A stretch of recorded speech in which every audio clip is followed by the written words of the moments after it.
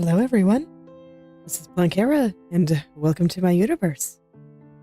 Last time I started rendering, probably a bit premature now that I look at it, but frankly I'm not sure if I would have found any of these issues if I hadn't started, so you know, these things happen. It's just one of those that I realized that the shape of her face or was a little bit off. Mostly in like the jaw and nose area, to the point that I think I might start working on jaw and nose area stuff before I do hair from now on. And now I'm left with, you know, some things that I maybe I don't consider super accurate. Hold on, I got like frog in my throat here. Give me just a sec. Man, I wish I knew why that happened. Anyway, so I'm just looking at this, and I feel like her eyes are a little bit too big. And if that's the case, then it probably means that her hair is a little bit too big, and I'm just gonna have to do a bunch of stuff, which means I'm probably gonna have to go touch things up again. Always unfortunate, but, you know, these things happen. I'm gonna go turn off the sun, too. It's too bright in here. We don't need a sun. Okay. So I'm just gonna start fixing things until I'm happy.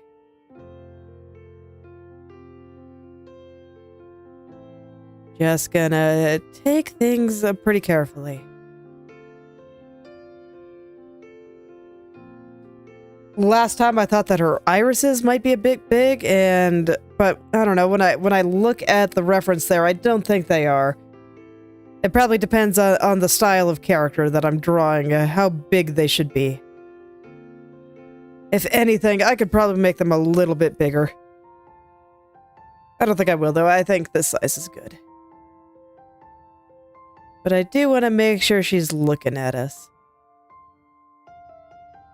I do think that is pretty important. Okay.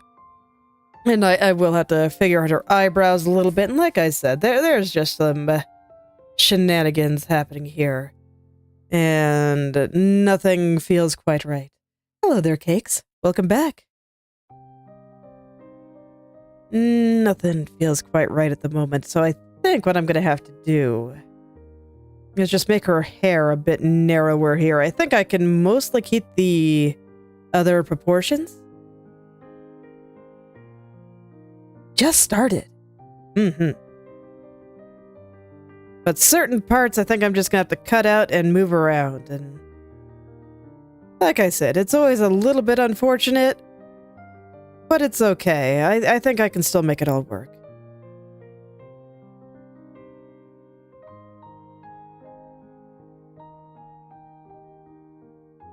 Okay, and I think I want to take this part of her bangs here and just push it back just a little, show a little bit more of that opening. But we're seeing her from slightly below. And therefore, I think that these areas open up a little bit.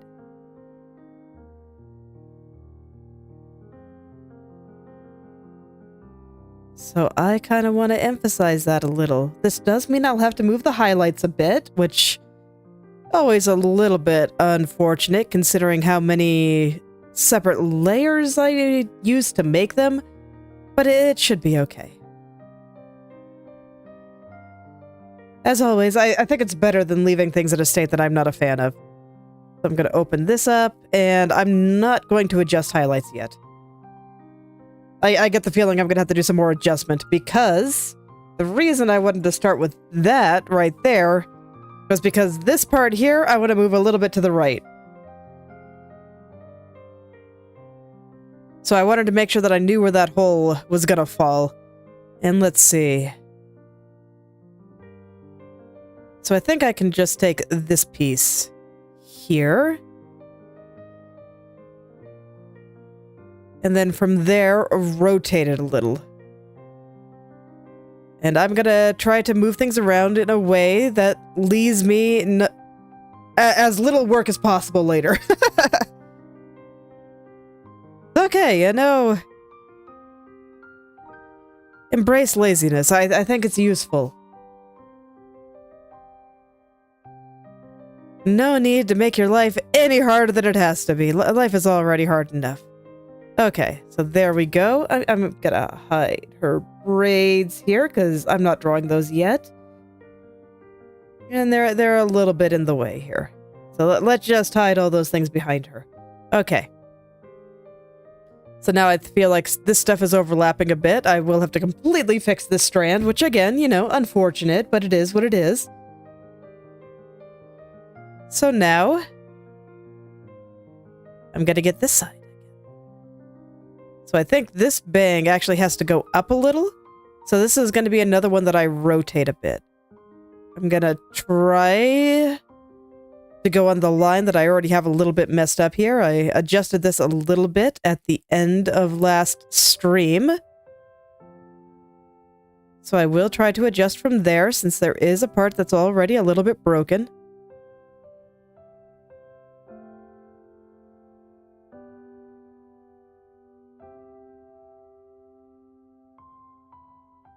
Okay.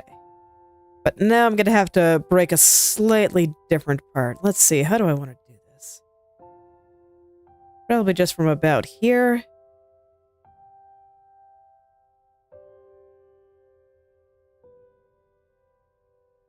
Okay.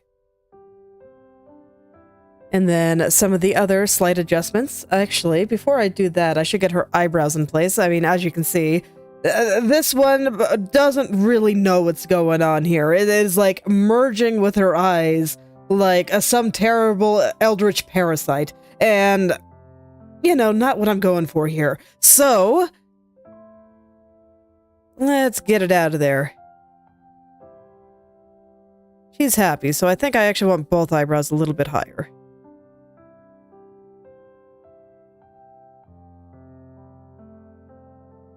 There we go. And then from there, hopefully I can get things looking a little bit better here. I want this eyebrow to show a little bit here. So now that I know where that eyebrow is, I can adjust, you know, the point of her hair that kind of just casually slides back through here. And make that look a little bit nicer. Just taking another look at things here. And yeah, so this piece here. I think I'm just going to completely redraw that, so I'll do that in a bit. And then here, this part should be a bit more like this. Yes. And then I can clean up those edges once I'm a little bit more confident in how her hair is flowing here.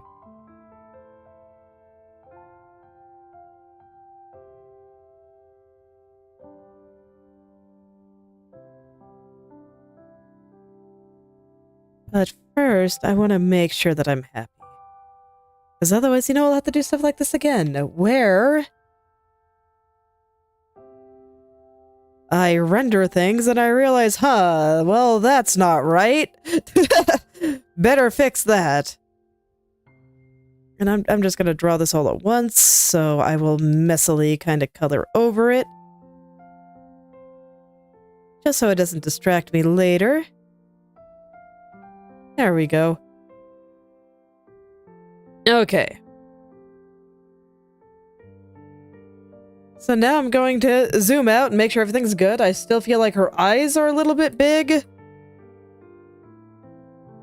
So I will adjust that. Maybe a little bit low too.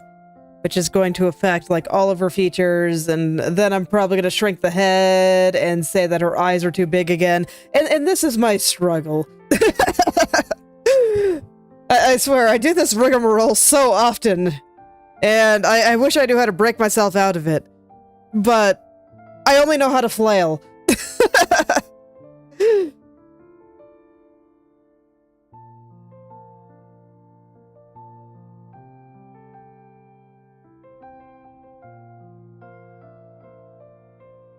But it's okay, I mean, I always get it right eventually, and sometimes it just takes me a few tries. And I do think that that is going to be like the #1 thing when I start doing a little bit more studying off stream that I'm going to figure out. And I'm just like, okay, how do I construct a face without spending a million years flailing up proportions? Because I never get it right the first time. And I think being able to do that will speed up my process just so often.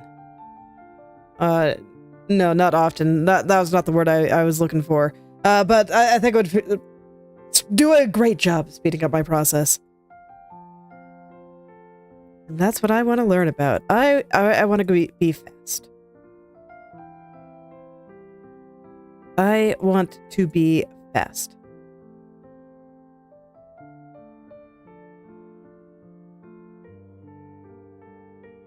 Still feeling a little bit hide the pain there, but I think with a little bit of tweaking of her eyebrows, that it'll be fine.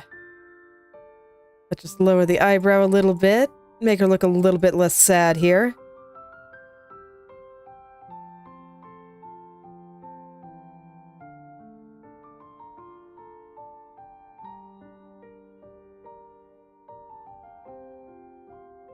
Let's see, what's making her look like she's freaking out a little? It is almost certainly the eyebrows.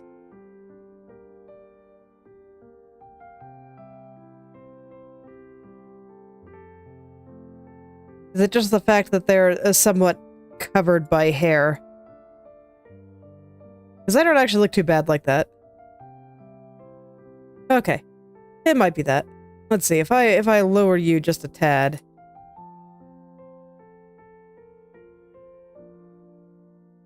Okay, yeah, she's looking a little bit less like she's hiding the pain behind that smile now.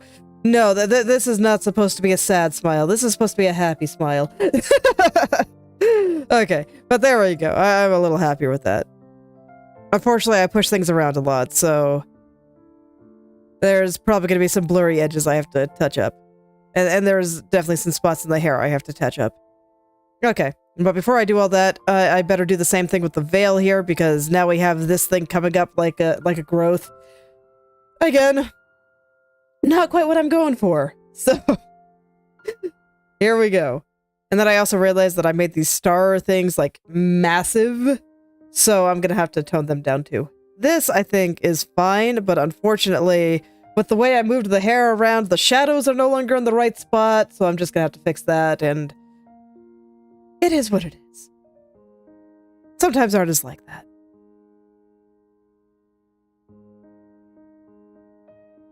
So, you know, those people, you know, beginners out there that are there looking at their art and just being like, huh, this does not look like what I intended to draw at all. I feel ya. But it's good information. It is information that you can act on. It means that there is something you can fix. Because you have recognized that something is not quite right. And I firmly believe that that is the first step to making things that do look right. So right now I'm just kind of trimming things, and then I'll make them smooth. I'm gonna hide the translucency for a second. I shouldn't call that the translucency, the part that makes things a little bit more opaque when they overlap. Yeah, that's a better way to put it. Okay, so I'm just having this kind of follow the flow of her hair, and then all will be well.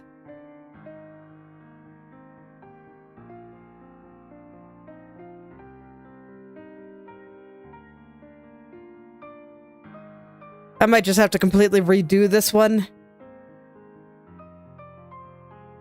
In fact, you know what? I think I'm just going to plan on it. Okay, and once I touch that up, that should look pretty good. I want to get the stars first. Let's see, how do I feel about the forehead jewel? I'm going to check that again. How big is it? Okay, for that, I'm going to use my off-stream.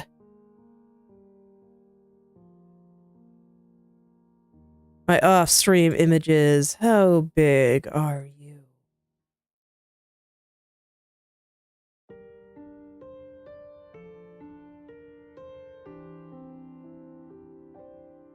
I think it looks okay, but I think I have the perspective a little bit off. So what I'm gonna do, I am going to find it eventually. It's around here somewhere, right? Where the heck did I put it? Oh, there you are. Okay. So I'm gonna grab all of those. Gonna zoom in a little bit and make sure I don't get the beads. The beads are fine. And I'm just gonna push it like this.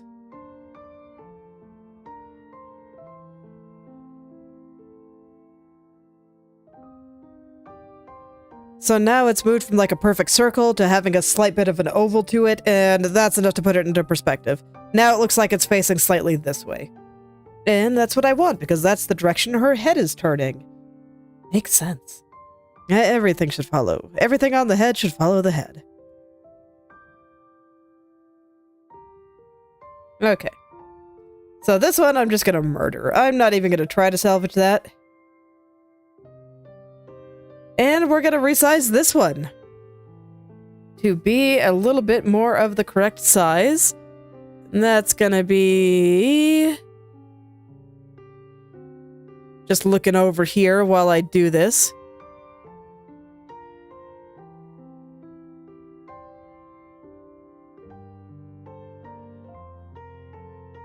Somewhere right around here, I think. I think it's also a little tall. Let's let it sit on her head a little bit better, too. Okay. So there we go. I got a bunch of shading and stuff to fix. I will start with the veil, since it's kind of just on top of everything. And... let's see. So far, I think how it's sitting on her head is okay. We're seeing her from below. So I think it makes sense for it to be kind of tilted back a little bit. It's times like this that I wish my head angles were better. Because then, you know, I could show it better. But I had like zero confidence in up and down. When I rigged this.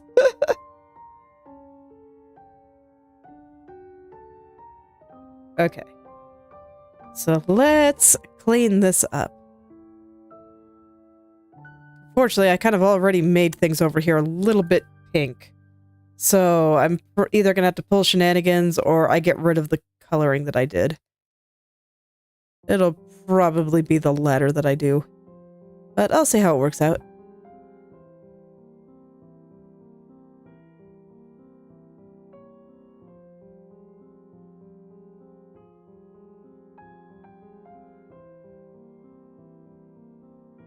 Yep, I'm just going to have to redo the coloring. That's fine. In fact, since I'm going to have to touch up so much of the shading, I'm just going to go over everything here. I'm just going to take care of it right now. There we go. And then I'll make it pink again at the end.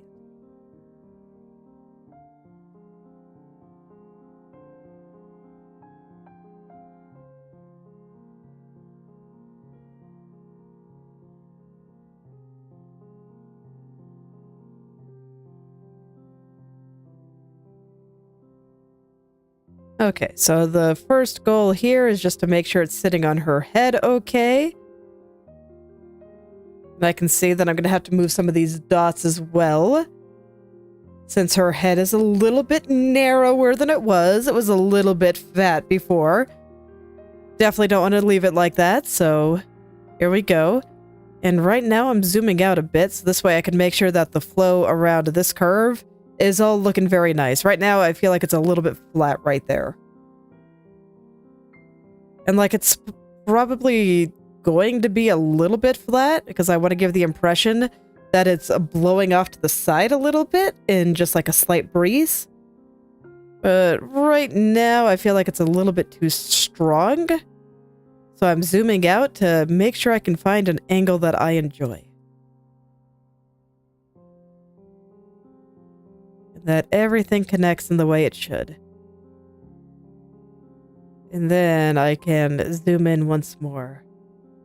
Make it all look nice. I think this is looking better. There we go. That's a nice curve. That's a wonderful little curve.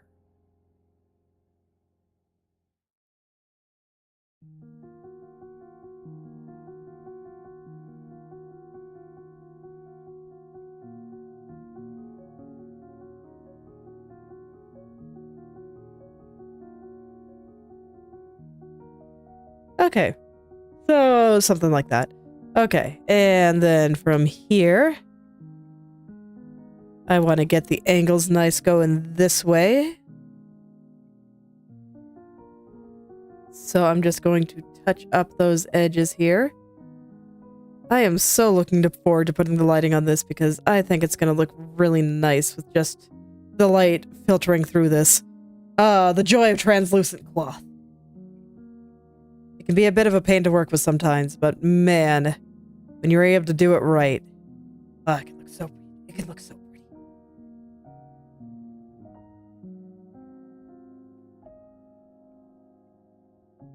Looking a little bit more conical than I want. Like right here, there's like a axis going here, and then it's like falling down, and not quite what I'm going for. So I need to fluff this part out a little bit. Even though what I had before follows the hair a little bit better, I just don't want the top to look pointy. The top must look round. So I'm just gonna gradually add some more thickness to it until it looks correct.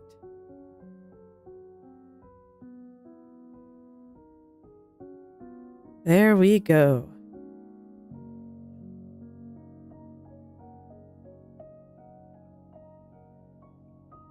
Well, good news for today. I finished the last of the drawings off stream I wanted to finish. So now I can get fully into let's grow the channel mode and start doing some faster drawings, and hopefully I can have, you know, a short or two for you guys every week.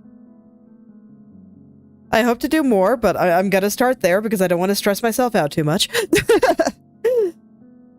But that's my goal for now. And as I get maybe a little bit faster at drawing, because I am going to practice my hands off and it's going to be fantastic, then, you know, maybe I'll be able to do more. But right now, that is going to be my priority. So you're going to get lots more art and lots more speed paintings and, you know, possibly some tutorials. Once I decide how I want to write them, the format for that, and, you know, just all that stuff. Because I don't want to do what everyone else is doing. It's like, if you want to learn your art fundamentals, you can go watch Proco. He does a great job of explaining it. Or if you want to learn some stuff about anime stylization, how the Japanese approach art and everything, we got, you know, the professional Pokemon illustrator, Naoki Saito, on YouTube here, who does lots of great videos. So I kind of plan to go into the stuff that I consider important for art and stuff that I don't normally see people talk about. But I will do my best to make it beginner-friendly. Or who knows, maybe I'll end up writing tutorials for more intermediate people, because one of the things that drove me nuts when I was kind of beyond the beginner point, but hadn't really figured things out myself, was that everybody talked about the super basic stuff and nobody talked about anything beyond that. So who knows, maybe I'll end up doing that instead. You know, there are decisions to be made. But I was on the fence about it for a while, but I do think I will probably end up at least doing a few tutorials. Or if not tutorials, at least some kind of tutorial adjacent discussion.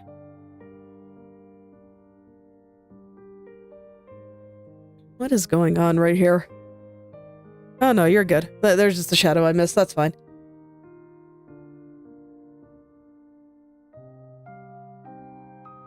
Okay, there we go. I think I can be happy with that shape. That's looking pretty nice. I like the way it's sitting on her head. And I like her face now. Yeah, her eyes don't feel big, and her hair doesn't feel thick, and her head doesn't feel fat. So, you know, I think all is well.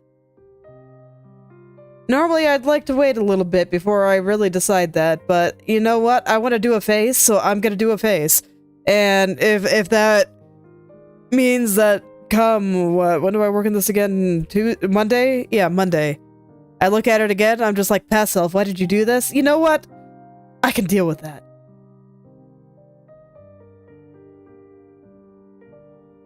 Oh, I'm on the wrong layer. Okay. Decisions are like that. It's fine. If you can deal with the consequences, go do the thing, even if you think it's bad. Sometimes it's worth it. Sometimes it's not. Sometimes it's not. Make the conscious decision. Always think about these things.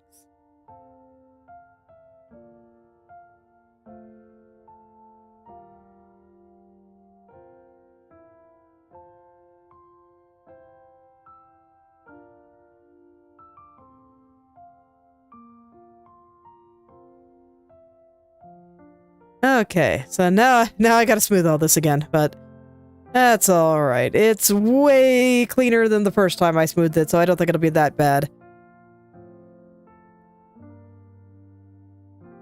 When thinking about speed, this part is something I feel like I can do to speed things up better.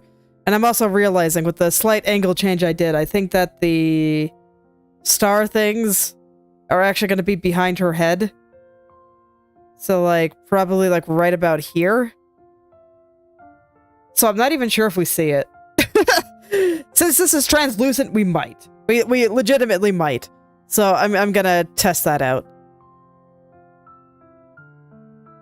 If this was opaque, we 100% would not. And I wouldn't have to draw it at all, so...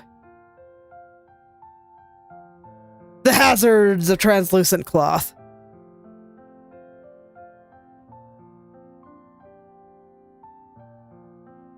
They don't let you, it doesn't let you be quite as lazy.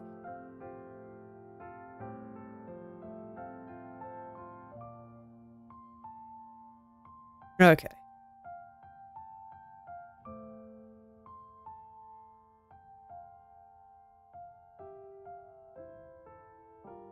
But this is almost smooth. think I cut off a little bit too much there. Let's go put some of that back.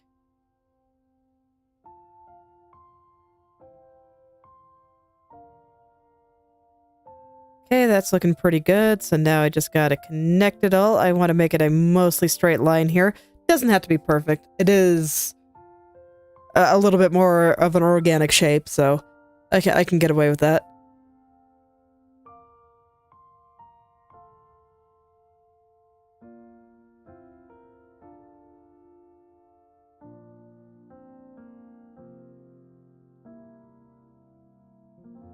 Okay. So my goal for today is to finish the face. I always like to set aside a whole day for that because you don't mess around with the face. The face is too important for that. So I always like to take my sweet time, and I just assume that I'll end up spending a really long time on it compared to everything else. Like today in the illustration that I was finishing it off stream, that I will unfortunately never post on the internet. I was drawing a background, or you know, a better example, when I was drawing Pippa, and I was working on the background there. I think it took a good 2/3 of the time just to finish Pippa, and then within like what, like 3 or 4 streams, I had the entire background done, even though Pippa is such a small percentage of the image space. But that's just because she was the focal point. She is what I wanted everyone to see. And so it makes sense to concentrate most of the time on that. That just makes sense. And then everything else, you know, a lot of stuff kind of faded into the background. Some of it was lighting, and some of it I could just leave a little bit on the blurry side, and that was totally fine. Personally, I think Pippa looked great. I love that illustration. It's so nice.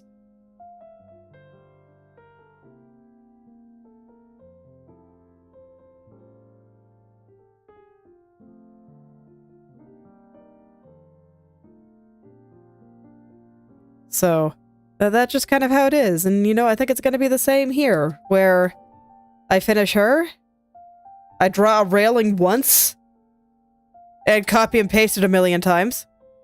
Because, you know, I don't really care to make it the same all the way through. Like, it's fine. I don't need to make each one different. It's not super important.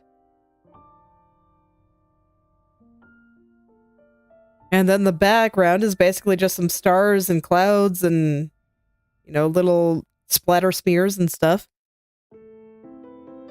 And, like, that's all fine.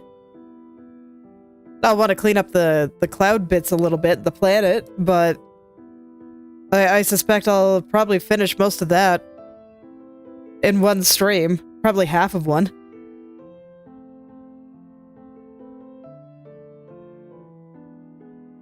Even though it takes up a pretty huge amount of space if I'm just looking at everything here. Like, this part's going to be covered by curtains somewhat, but... And all of this. Even though... Well, here, she's a little bit more proportionately large than Pippa was on the Pippa illustration, but... Still. This is just where I will be concentrating my effort, and I think... it's a good way to be. Gotta pay attention to what matters, and I tell myself this because I am absolutely prone to hardcore perfectionism. Happens all the time, and it's kind of annoying, actually. Okay, I kind of want to clean up the edges of the star thing, so I'm gonna do that real quick. So I'm telling myself this. I gotta remind myself. You know, this right here is what's important. Never forget that.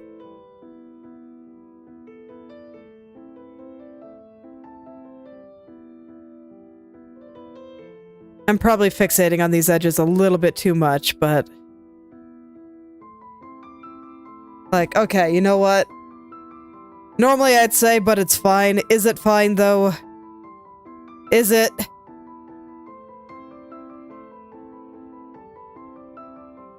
Yeah, some of these are a little bit messy. Okay. I will allow myself to indulge in fixing up the things at 200% then.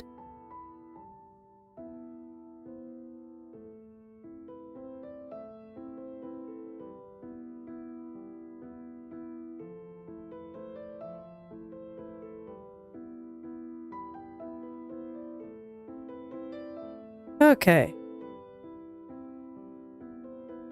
But I think thinking about those things is what will eventually let me reach my current art goals. I do. So that's why I do it. You know, you gotta think about these things. And I think it's fine to say, yes, I think it's worth it. As long as I genuinely take the time to think about it.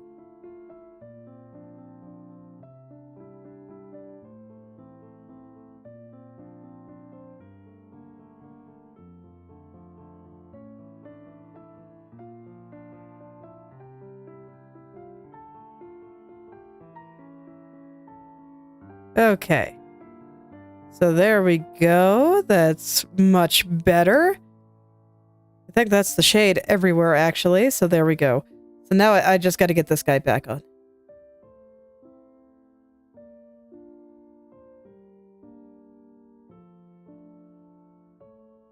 No problem.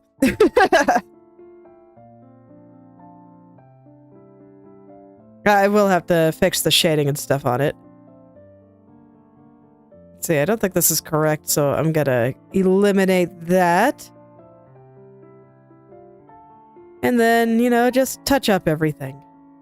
Make it look nice.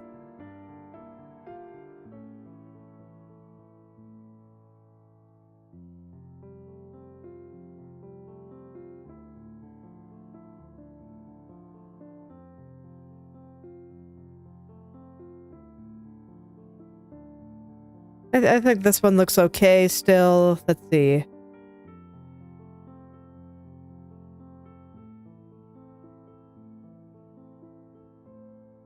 Okay. Okay, I don't actually have anything there. That's coming from somewhere else. And I think that's fine. I accidentally erased a little bit too hard there.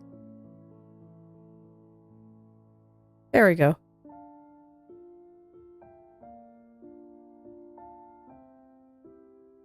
Are you supposed to be an overlap? No, you're a highlight on the hair. Okay. Okay, I think all is well. So let's go fix the little bit of shading around here.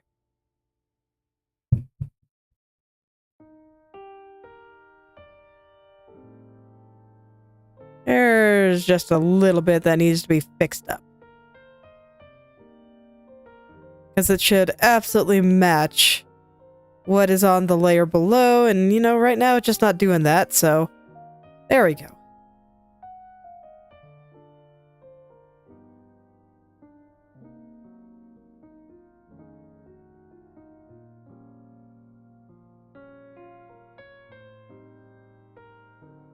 Okay. Okay, and that's all that fixed. I think that the rest is looking okay. I'm gonna hold off on figuring out if the other star shows, because I think it might. I think we might see a little bit of it through this transparent part over here. But I'm gonna hold off just a sec, and I'm gonna fix up her hair and finish off the rest of her face first. Okay, but first thing there, I'm gonna hide the highlights for a little bit, and I need to, you know, fix all of these shadows. Deeply unfortunate. But, you know, it is what it is. It comes with the territory.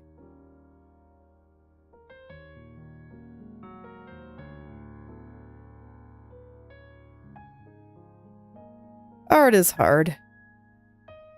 And I think if you want to get into art, you're just going to have to accept that art is hard, and sometimes you're going to have to do annoying things in order to make nice things. And it's all good.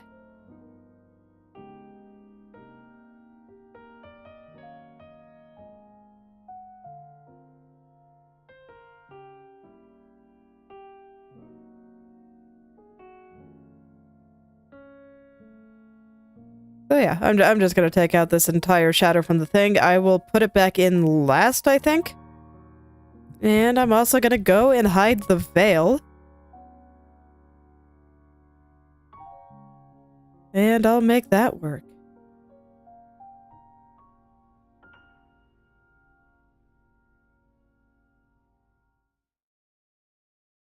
Okay, so let's see. I still need to smooth out the edges there. Let me finish just cleaning up all of the wrong shadows.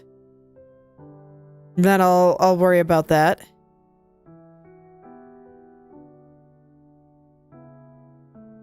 Feels weird. Normally I do it in the other order, but you know, this is fine. I unironically think it's a good idea to mix things up sometimes. Or if you normally do things in one order, you know, do it in a different order for no reason other than you can. It keeps you on your toes and makes it less likely that you're going to fall asleep while drawing. I've said many a time that I feel like a lot of improving... Ah, hello there, Protox. Welcome back. But a lot of improving on anything, really. Yeah, I'd go as far as to say, like, literally anything is taking those decisions that are somewhat subconscious and making them conscious. So actually making the decision. And if you're falling asleep while you're drawing, then I think you are more likely to be making decisions subconsciously.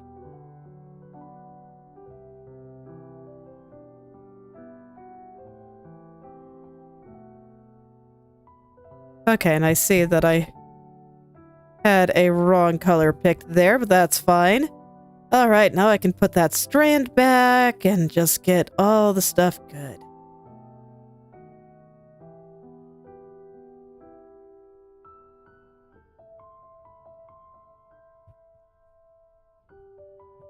This is all covered up by stuff, right? I only see that because I hid the veil, right? Okay, I'm not gonna worry about it. I'm gonna force myself not to worry about it. I don't care if it bothers you, brain. Deal with it.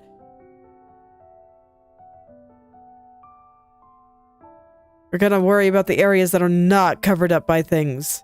And not get fixated on random little things that don't matter. I'm feeling pretty good today, so that means I control my brain as much as I want. So I'm gonna go tell it to shut up and sit in the corner. Mm-hmm. And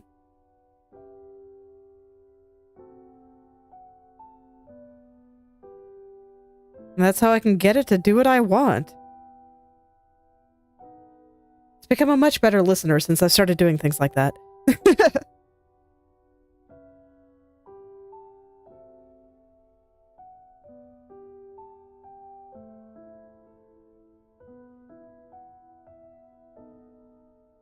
Okay.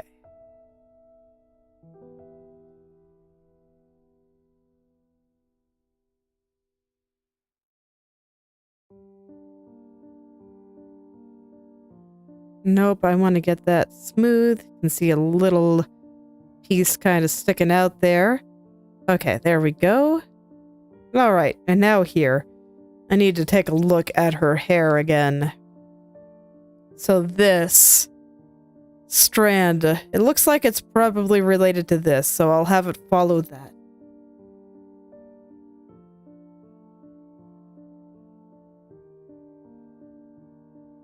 Okay, so I'm gonna say it's from here. Oops, I have the layer locked. That's no good. I'm actually gonna zoom out for it too. That is probably too far out.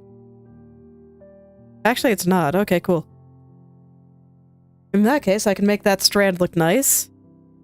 erring on the side of making it a tad shorter. And all should be well.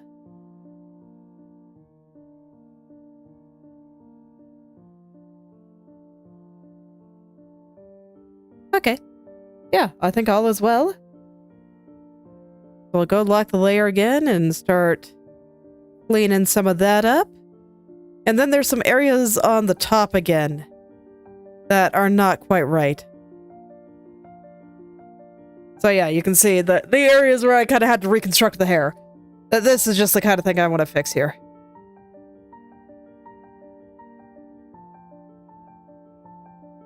But truly, it'll be no trouble.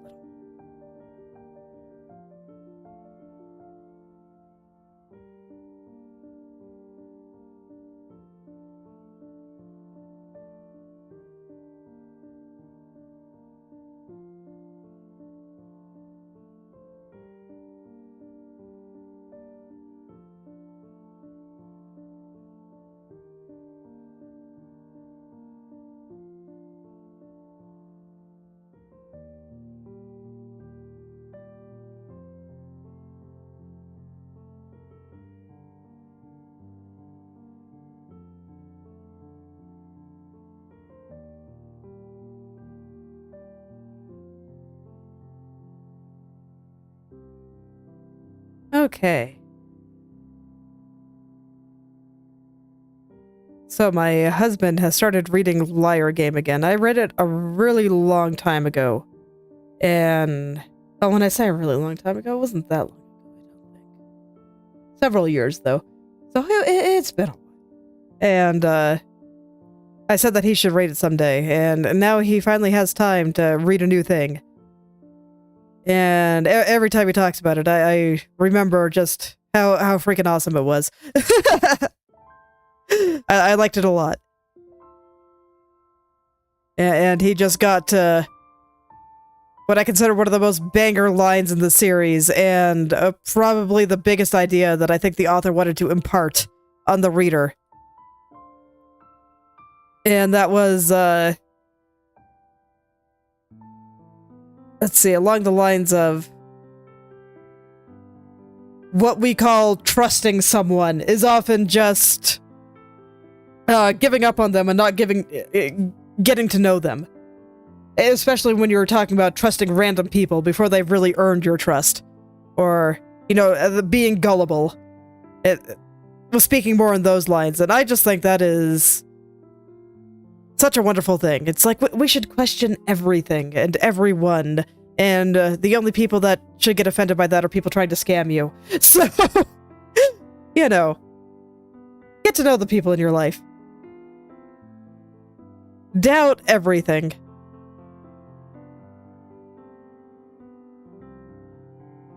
In those terms, I really hate how a lot of modern society is treating science.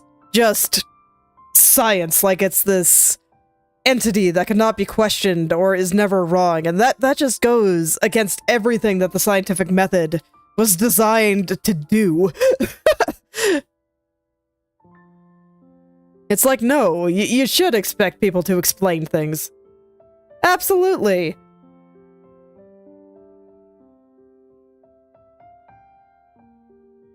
Yes.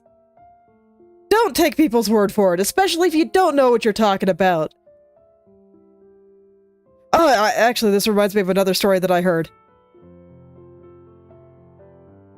Yes, I mean, the scientific method is great, but I think people forget that the scientific method is about questioning things. It is about thinking about it. It is about getting an idea that you think might be correct and finding a way to verify whether it is correct or not. And even then, things that we have considered fundamental truths for a long time have changed. And I'm not even talking about, you know, things that we consider silly now, like the four humors or whatever. I'm talking about some fundamental things like Newtonian physics. We still learn Newtonian physics in school. We still learn the Bohr model for the atom in school. And even though they're not strictly correct, they are correct enough that they can give a layperson a way to talk about these things, more or less, especially when it comes to Newtonian physics.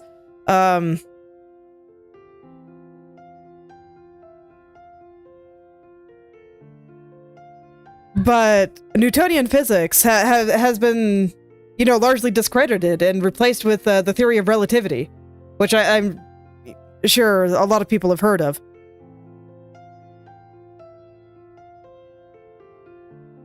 And that does seem to be more correct. So I just hate all these people that are just like, we believe in science in this house. And I'm just like, the heck are you talking about? I hate it. That somehow you can't question the experts because they know more than you do. And it's like, yes, they do.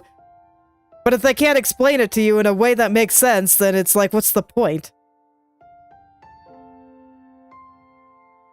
It's not like the average layperson is going to be doing experiments for them. Typically, when they're talking like that, it's because they're trying to enact some kind of political policy change, and they just want everybody to go along with it and not think about it. But no, think about it. Oh, welcome back. It's okay, strike back as many times as you want. So, you know, that kind of stuff drives me crazy. Oh yeah, I forgot to say the funny story that all this reminded me of.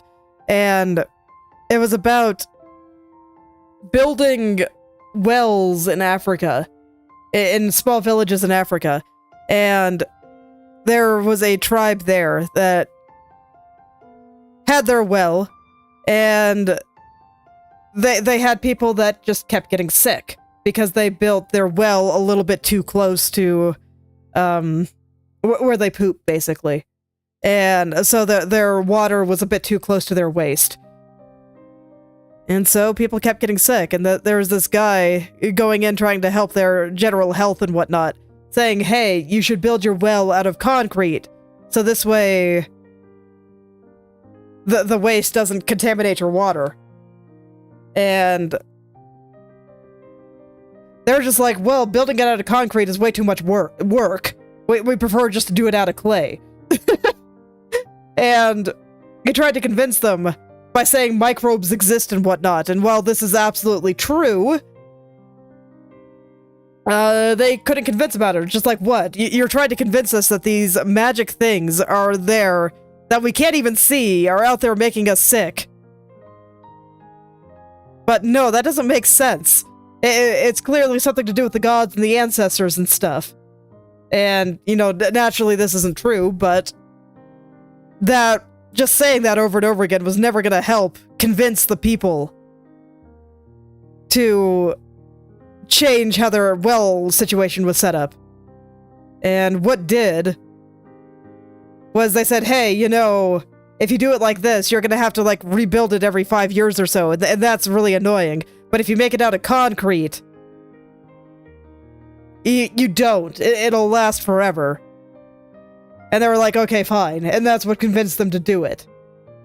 And that's kind of how I see, you know, scientists just insisting that people take their word for things. You know, I think they got it wrong. You have to communicate in a way that makes sense to people.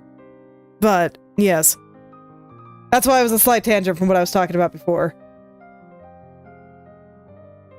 But I still just hate the idea that you're not allowed to question scientists or experts or we believe in science in this house. That stuff is nonsense. When it comes down to it, science is it's a method. It's a method to verify what is true. And it starts with questioning things. And I get that it's annoying to have to explain stuff that you consider basic all the time, but, like, come on, man. Don't teach people not to have critical thought, like, come on. Goes against everything. Everything that I think we should be striving for as a society. It's terrible, I tell you.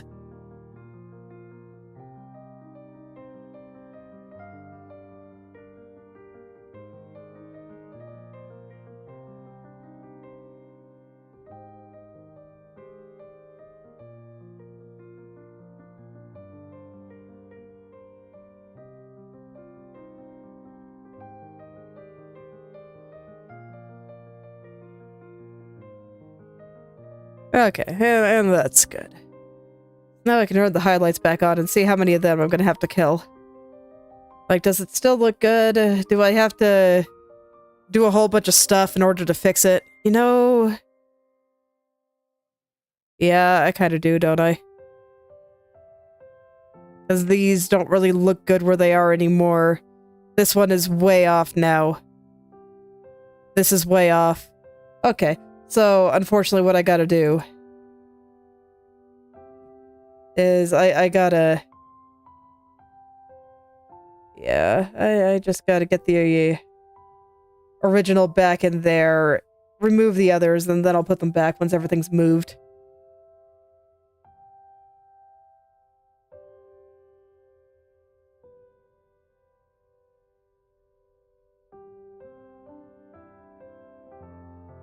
Okay, how does this need to be structured? I'm gonna try to salvage as much of it as I can. Like, I think this actually very fortuitously worked out. So that's nice. But now I think this one is probably extraneous, and this guy will fill that role. I just gotta move him over here. Yeah.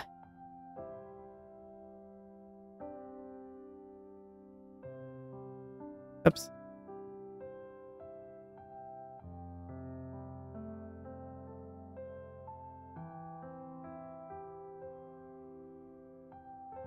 Okay. And I just plop things back, and then I can put all my nice little effects on it at the end.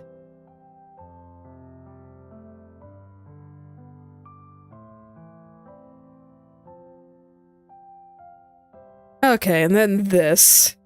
This, I'm not really super inclined to care that much about. I think this is probably fine. I'm just gonna move it down a little.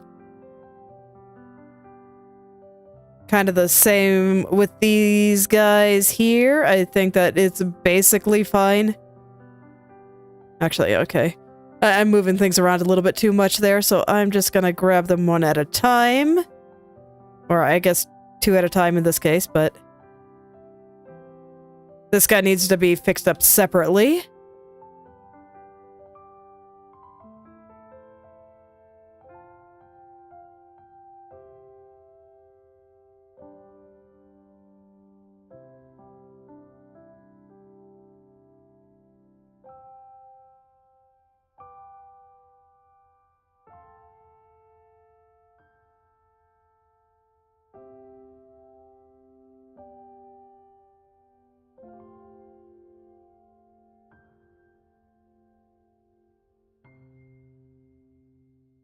Okay, and now I just gotta get up there.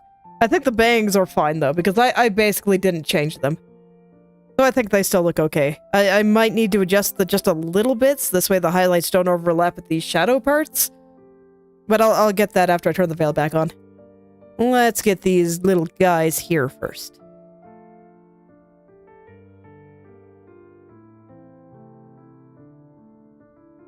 I think this mostly just got rotated a little, so I'm just gonna rotate them back into place.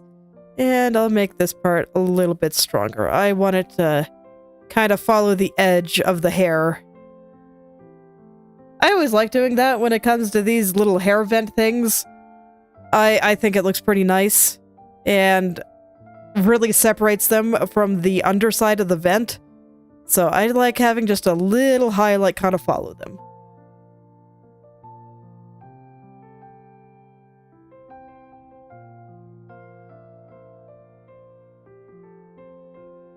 Okay.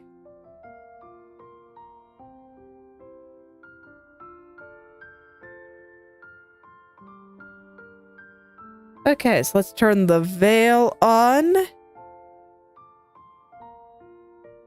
Yeah, so I think this is the only highlight I have to fix to follow my new shadows.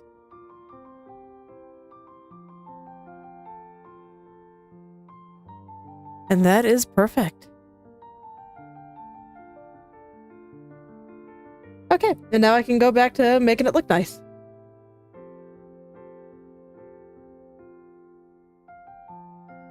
I do like purple too. Purple is a great color.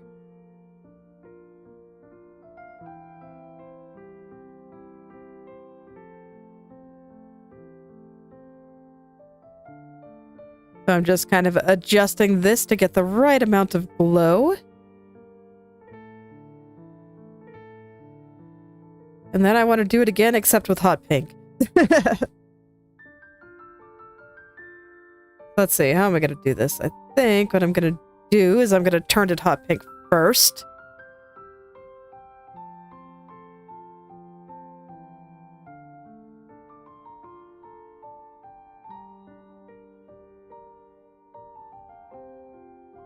Oh yeah. Oh yeah, there we go. That's some serious hot pink right there.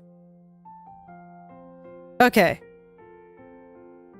And now I can kind of turn everything on and get the right amount of hot pink spread.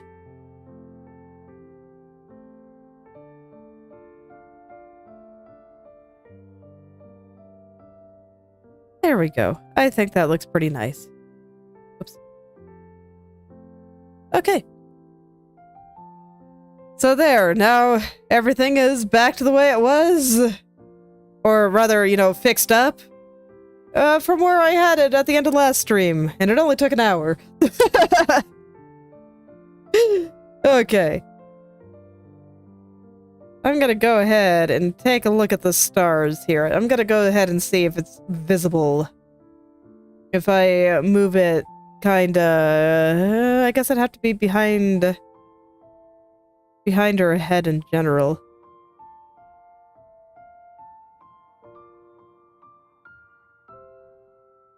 I'm not sure if it'll be visible, but let's see. I think that it's gonna be sitting like right here. It is very, very slightly visible. We see like this little arm there.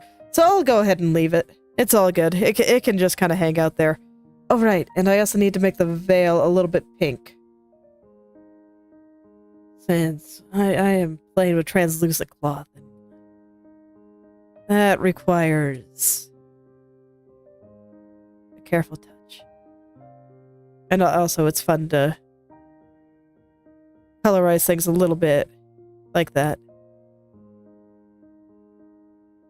I think it makes things look very nice.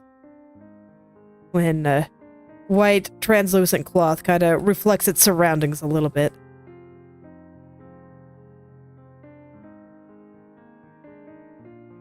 And I especially want it on this side, because I want this side to kind of fade into the background.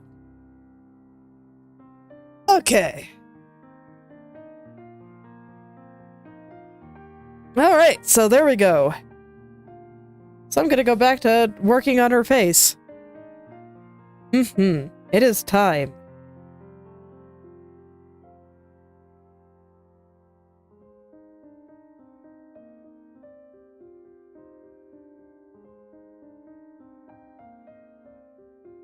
Okay, I actually think that her mouth and nose still look okay. I think the eyelashes do too, so that's good. Let's see. Eye white is fine. I guess this is just a little bit of shadow that's lingering around. So I'll go ahead and make the eyelashes look nice now. I just like to take some colors from the hair and kind of plop them in. Oh yeah. I forgot that I had them on a separate layer there. I just like to take a few little colors here. Actually, I think I'm going to do it like this. Where I let the eyelash, lower part of the eyelash be darker. You know what? I changed my mind again. I like it better the other way. I'm still doing lots of experiments with eyelashes because I've been kind of in a state where I don't actually like them very much anymore. And I still haven't quite figured out how I want them to look.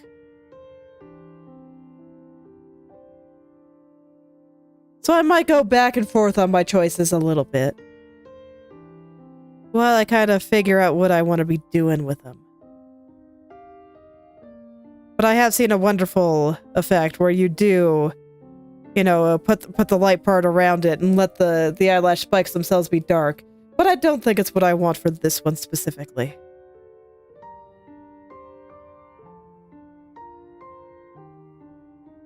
But I have had very good luck with that method.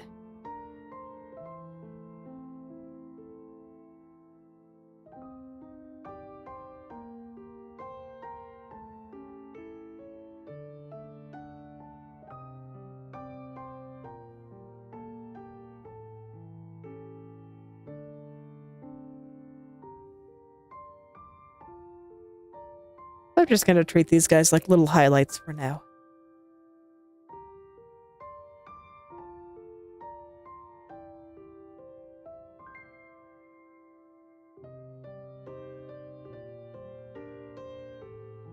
And I say that I don't currently like the way that I do eyelashes.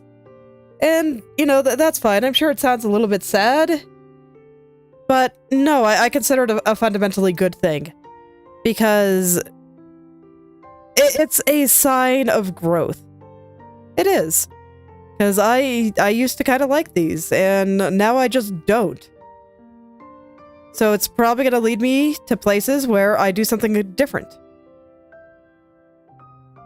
I do something different, I do something possibly better. And I don't think that would ever happen if I was never in a state where I did not dislike what I was doing before. So it's a natural thing, and I think it's healthy. Want it to be a little thicker, too.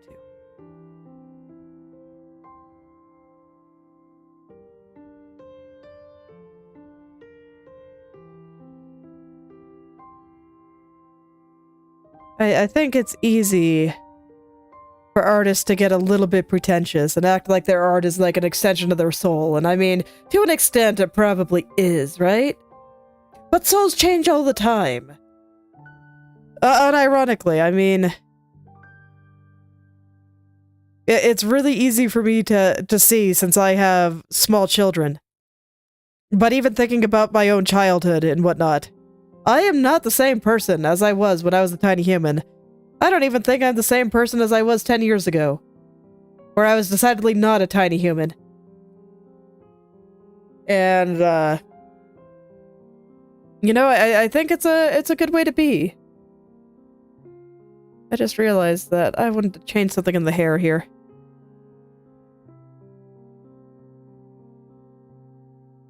Okay. All is well.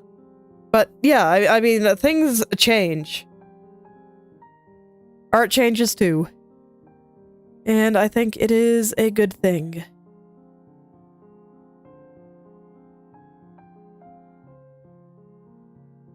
My art never changed, I never would have started drawing anime.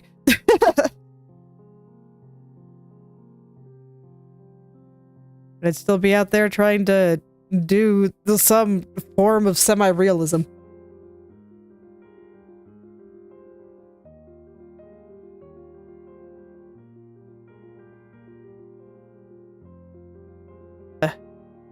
OBS says we're having technical difficulties. Can you guys hear me? Are we okay? Am I still dead? Oh, hopefully not. Okay, cool. Most excellent. Alright. Let's make our eyes pretty.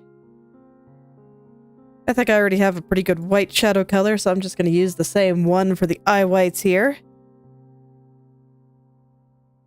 Oh, that's bluer than I expected. Is that really the right color? It is. Okay. Well, I think it still looks fine. I was just surprised. Which way are her hair shadow's going to go? This way, right?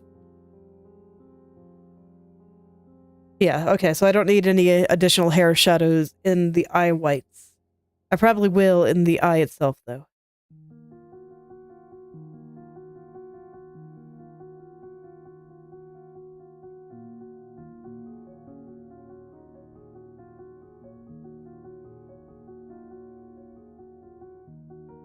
I am always hopeful for more space exploration. It's okay, someday.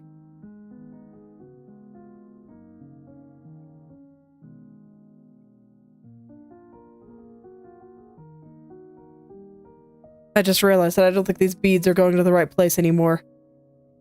So I'm gonna fix that, and that means I'm gonna have to fix the hair again.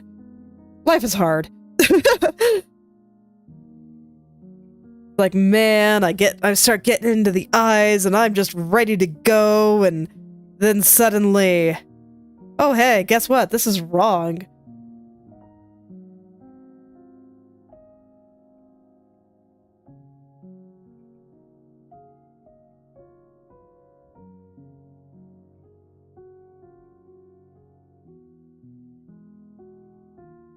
I mean, society's gonna do what it wants to do.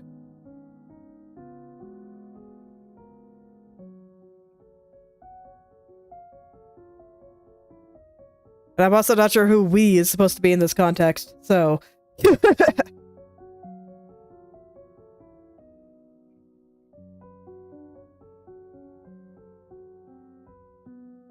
Alright, gonna have to get a few more beads in there to let it wrap around her head, and then I'm just gonna have to fix all the shadows.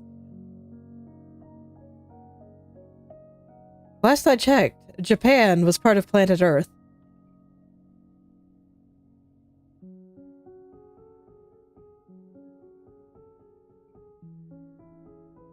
It's okay. Embrace what you want. If you want to go to space, you know, go for it. There are things you can do to get on that track.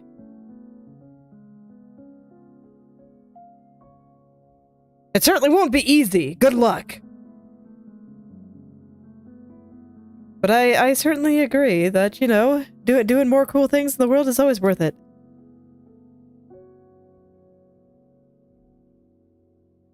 You laugh, but I'm dead serious. If you want to go to space, try to go to space.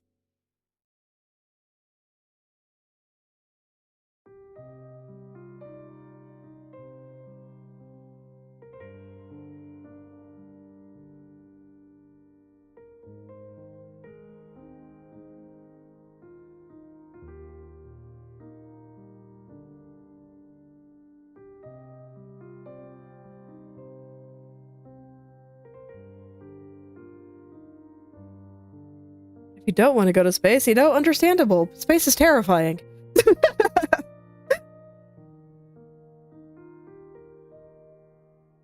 Alright, time to adjust the hair again.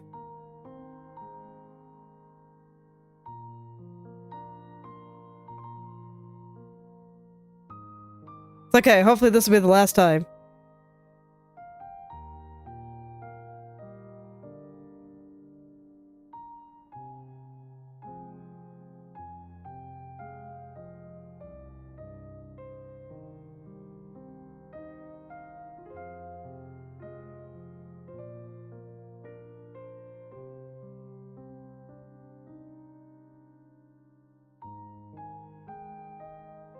I mean, when it comes down to it, all you can do is control your own actions. So, you know, if there's something you'd like to see, yeah, go try to make it happen. And there are some things that I'd like to see that I don't really have any interest in doing myself. But I don't generally complain about them. I find that incredibly rude of just, you know, going out there and saying, hey, you know, we should do this, and then being just completely unwilling to put in any effort myself. I do find that legitimately rude. I might support people that try to go out and do it if I can. But if I don't find it worth doing myself, then well, it can't be that important to me. And I know there are only so many things you can do, and there are some things that just you really can't do without support, and then, you know, that's all fine. But I don't know. People that sit around and complain annoy me.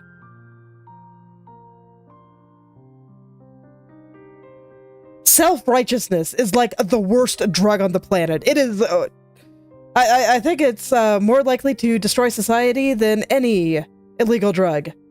Self-righteousness is terrible. But it can be so addicting.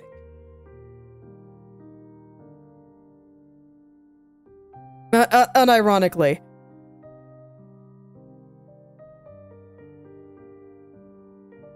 And I see it in a lot of places, like, I mean, it's probably a lot of the...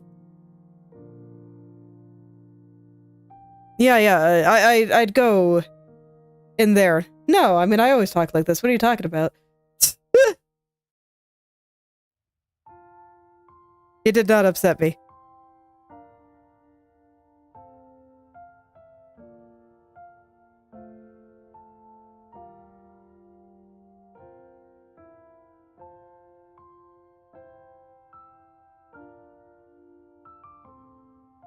In general, I'm not succeeding, but I'm trying to remove should from my vocabulary. Because it has implications that I don't like.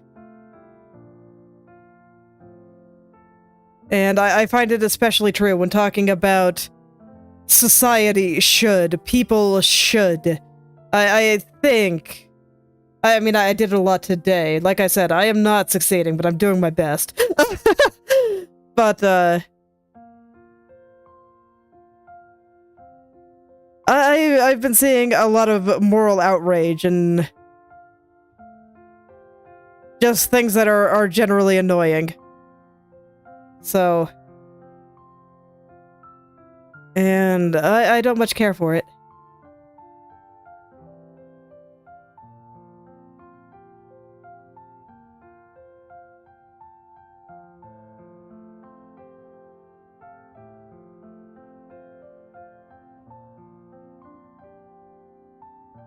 It's easier to be unhappy than it is to be happy. It doesn't take any effort to be unhappy.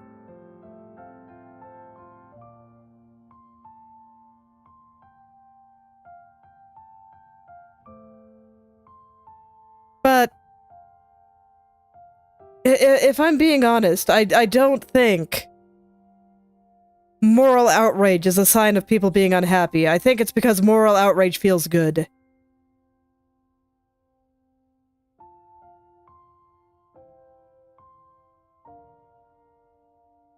In general, I think people have the wrong idea about emotions. And that's why I compared moral outrage and that kind of thing to a drug. Because it is addicting. Being angry is addicting. Being sad is addicting.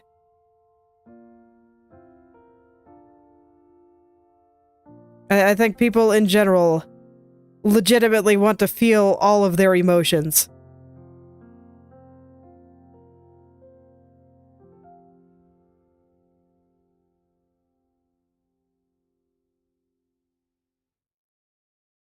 And so a lot of the things that, you know, we might associate with being unhappy are, you know, not necessarily that. I mean, it'll definitely make you unhappy. But there's a reason people keep doing it, and I don't think we should deny that. And there I go, saying shit again. What do I know? Like I said, it keeps happening. It's terrible. I wish I could stop.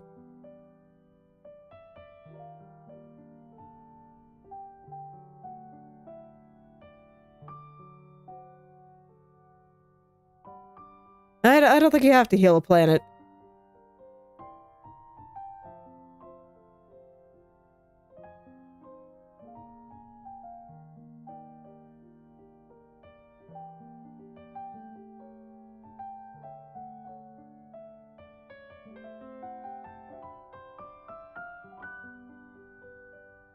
I try to think of how to say this without coming across as just insufferably pretentious. But you know, maybe I should just break the or embrace being insufferably pretentious.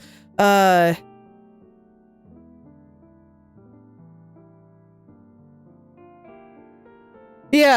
let's do it. Your brain is a liar. And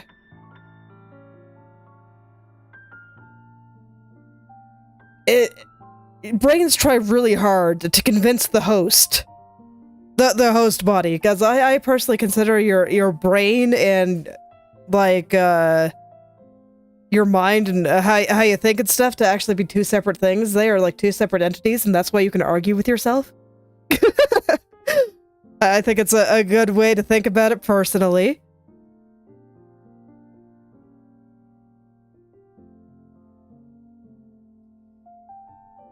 And the brain has some needs. You know, the same way that your body needs food to survive. The brain has needs. It has wants. It needs things. And that's typically the stuff that we associate with dopamine and whatnot. So, you know, that is the brain's wants. And I think that we should regularly deny our brain what it wants. But besides that, just even that part aside, no, it was better over there. that part aside. Sorry, I'm going back between art and trying to figure this out. Figuring out how to say this.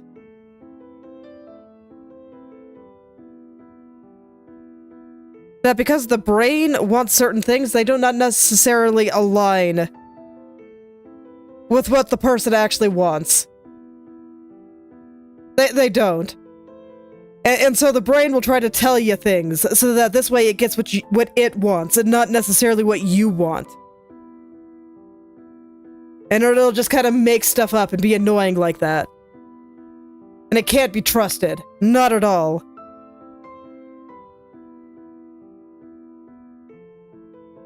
And I think one of the worst lies that the brain tells us is that this thing is too big, so there's no point in trying.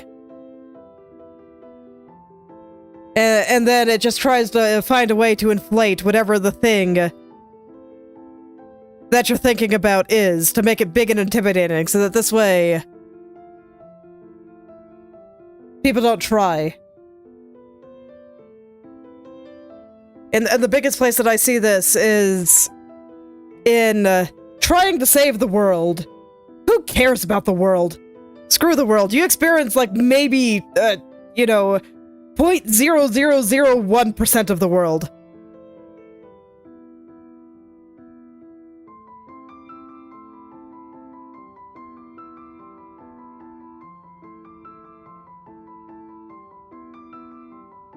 It's also why I hate some of these brain experiments, or, you know, thought experiments of like, oh, but what if we live in a simulation? The conversation stops there. They might come up with proof for why we live in a simulation and why we don't, or, you know, any of that, but I'm just like, who cares? How does this change what I want to do in the slightest? It doesn't. Nobody ever talks about, okay, if we live in a simulation, what should we do instead? To, I don't know, make life make sense within simulation life or whatever. But no, it's always just, if we live in a simulation, then nothing we do matters, so I don't have to do anything. Or, you know, the nihilistic take of, we're just a small rock floating in the vast universe, and someday everything that we know will be destroyed by a supernova, and the Earth will just be gone, and blah blah blah, because it's just their brain trying to convince them that nothing matters, and so they don't have to do anything anymore, and they can just sit around and play video games all day. And I just reject all of this in its entirety. It's like, yeah, when I die, no one's gonna remember who I am. That's fine. They don't have to. That doesn't suddenly mean that my life wasn't worth living. I mean, when I really thought about it, because I used to have some existential dread over this, but when I really thought about it, I'm just like, okay, I do not live in the UK, for example, so I know very little about British politics or anything. But I just thought about, okay, British prime ministers, how many can I name off the top of my head? Or, you know, British monarchs, how many can I name off the top of my head? And these are people that made huge, drastic changes for the areas that they lived in while they were living there. These are the people that made it. They were famous in their area. I can name, like, Winston Churchill and maybe a couple of monarchs. Mostly the female ones, off the top of my head, and that's about it. And if we go further back to, like, the Roman emperors, Alexander the Great, and the people that basically ruled the world at the time. Yeah, I know none of them. Nobody does. The best we got is, like, Herodotus' records. And he's probably lying about most of them and being extremely biased towards his enemies and that kind of thing. Yeah, we know none of them. But I thought about it and I'm just like, okay, was their life somehow not worth living? But they greatly affected the world. I don't know who they are. I don't know anything about them. I don't know anything about what they did.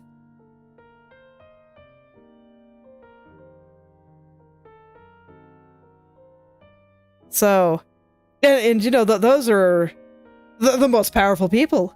Those are the most famous people. So I kind of became much more at peace with the fact that I would really only exist in the world as a memory, and that my place within it would largely just be minor ripples. Like, maybe my ideas will live a little bit. I hope so. If I can throw some stuff out there that is kind of neat. And maybe I can make the occasional ripple here and there. But when it comes down to it, you know, nobody can save the world. Not even the most powerful people. They have no idea what they're doing. And in, you know, 200 years, they probably won't even be known by name. Maybe some of the most super powerful and influential ones. Like I said, I remembered Winston Churchill. So people like that, maybe.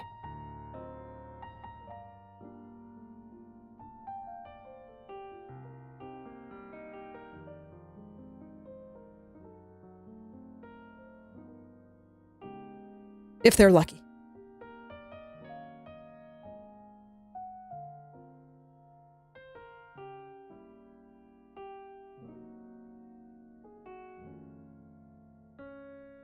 So no, maybe it's not possible to save the world. But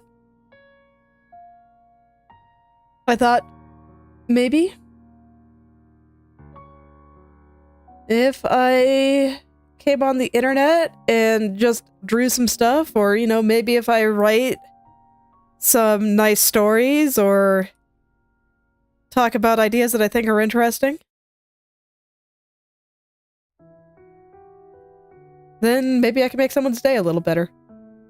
I think that's worthwhile.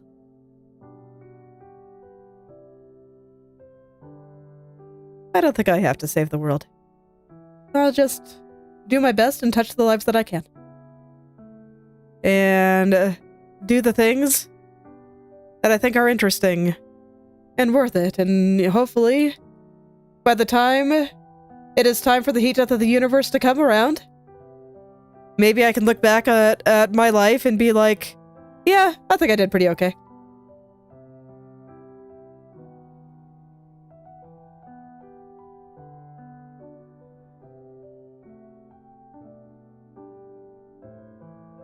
But there we go, thinking about the most powerful and influential people in the world and how nobody will know who the heck they are in 1,000 years is kind of what got me over it, because for a while I just felt like I was never doing enough. That nothing I would ever do would be enough.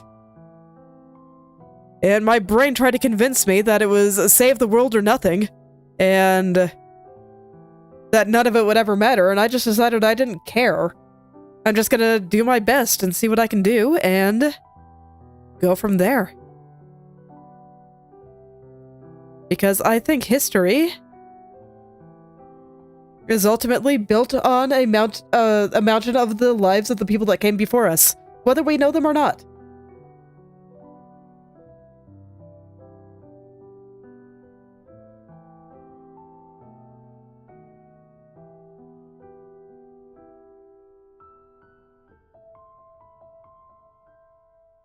So, for anyone listening, I hope you won't let your brain convince you that it's not worth trying, because it's worth trying, even if you can't save the world.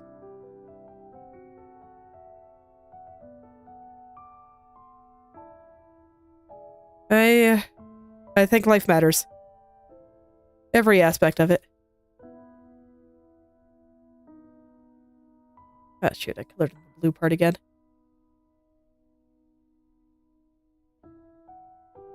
Oh, and I have you at 100% when you should not be. I would do it too. There we go.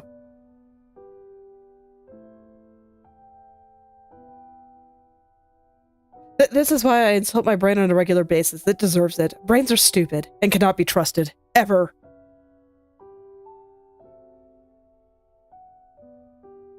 they will fight for their own self-interest, and that will not necessarily align with your self-interest.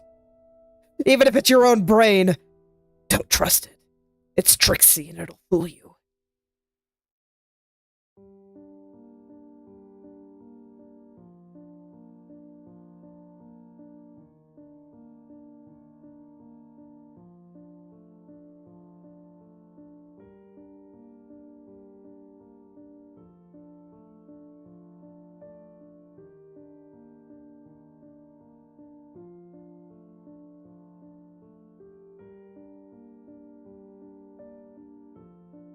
Okay, I'm gonna hold off on doing the rest of the eyes here. I'm just gonna leave it there for now because I want to make sure that I have the gaze looking correct, and I just realized that I brought this eyebrow a little bit too low.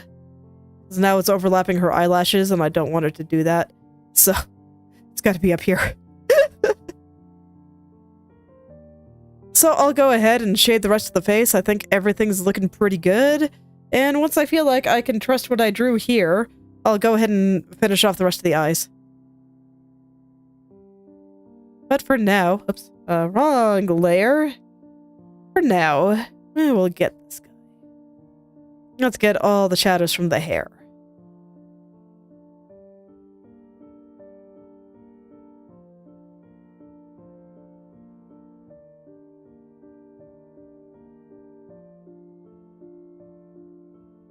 Let's get all those shadows in there.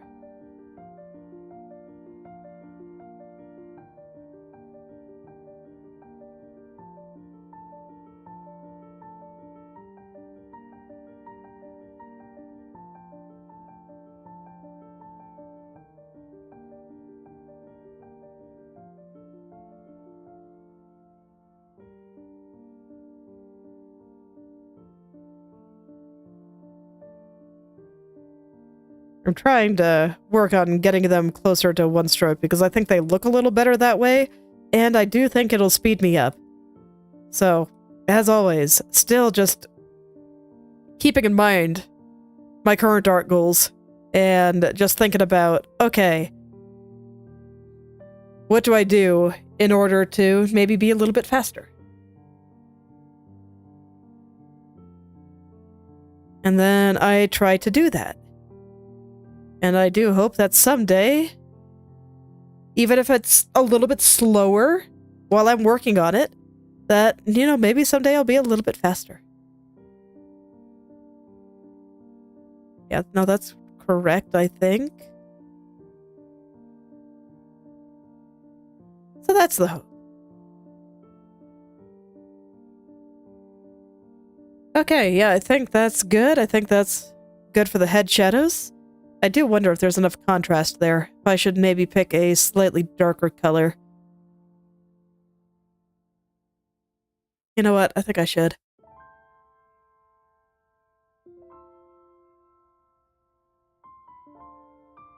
So I'm just gonna select them all. I will grow the selection by 1 pixel just to make sure I get it all.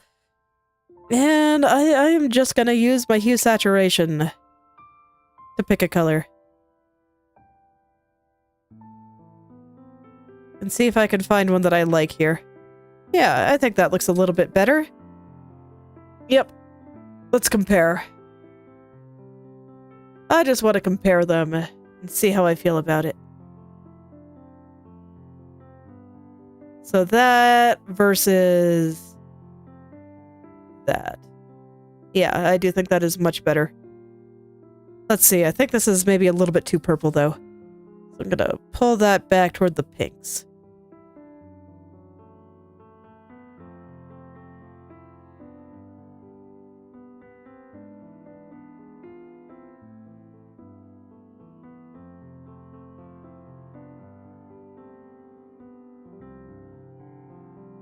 Okay, looks good to me.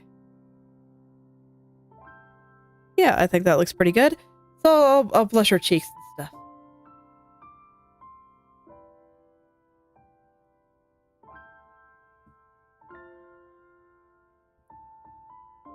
Gotta take another look zoomed out, make sure I still like where her gaze is going, that her eyes are looking good, because I think after I blush her cheeks, I will have enough information to go in and do the eyes.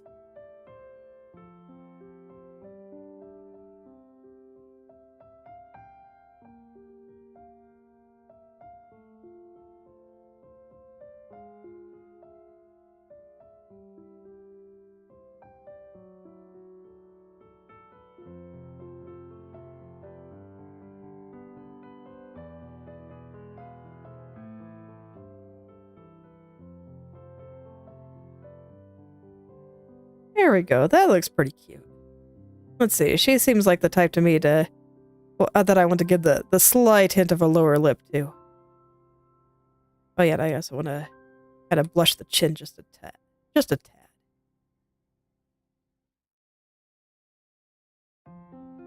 So I will do that as well.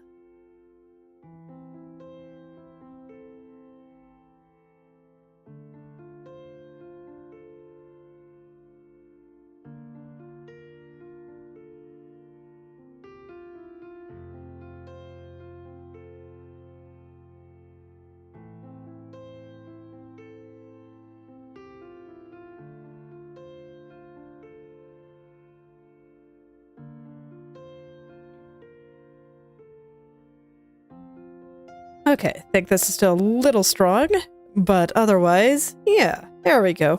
That's looking pretty nice. Let me just clean up the nose a little bit more here. And that looks pretty good.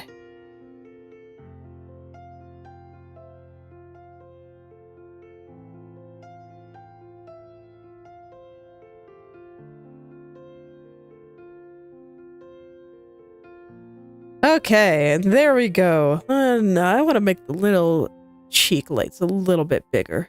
I always make them a little bit too small. I should remember that. I should make the cheek lights a little bit bigger than I feel like they should, because I always zoom into really close when I add them. Gotta stop doing that.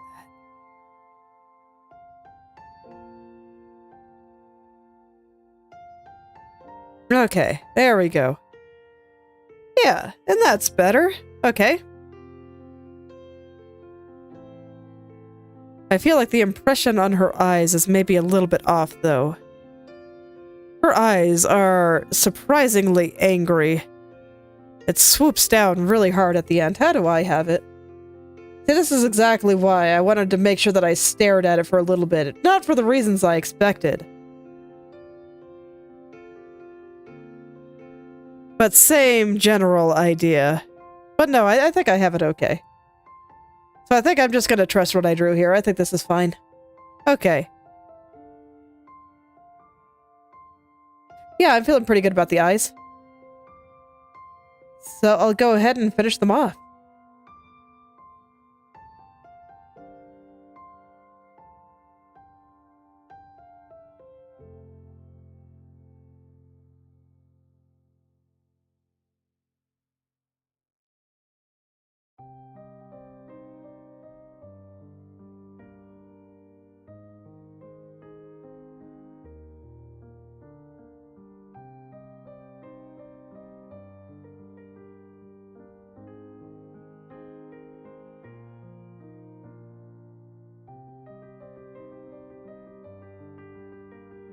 Okay. And light. So for that, I'm just going to set this layer to color dodge, pick the base color here, and kind of paint it in. Yes. There is. Krita allows for frame-by-frame animation. Probably not something that I'll do anytime soon.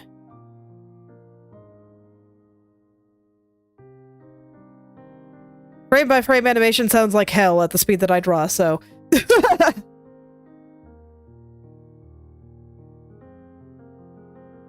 Well, I mean... I don't plan on animating things like that. I might do some puppet animation sometimes. I'm kind of interested in learning more about that. Currently I find Inochi 2D, the one that I was using before, to be a little bit too unstable. So I probably won't do that. So I've looked into some other options. But for now, when it comes to making stories, I have my singular illustrations that I do like. I do like doing the occasional bit of storytelling there. But that's where my interest in comics specifically came in, because you don't have to animate those. Those are just a series of static drawings. So that's what I'll be looking into, but...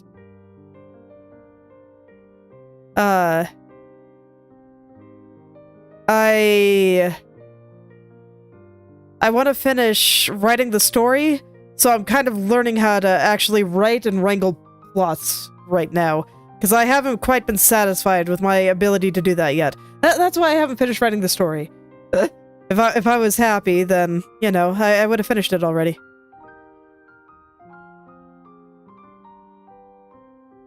And that's why I say, I mean, space is beautiful and terrifying. Like many good things. I'd say most good things are beautiful and terrifying.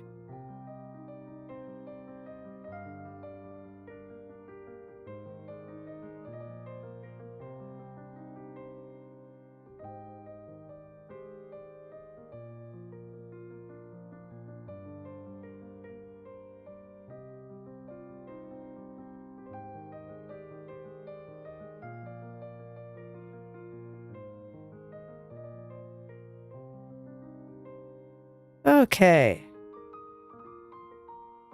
So now I cut into it.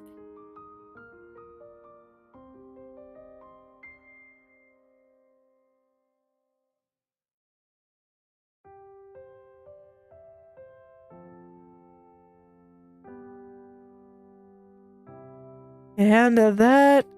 And then I want to do some things to fade it and some minor stuff like that, but this is about it for the eyes.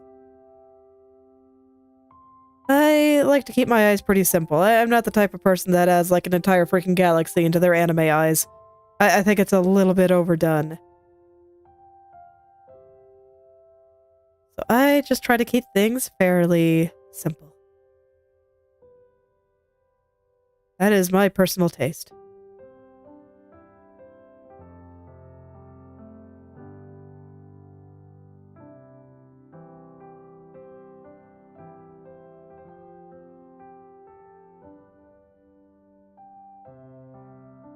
And I think I want the color of this to be a little bit yellower.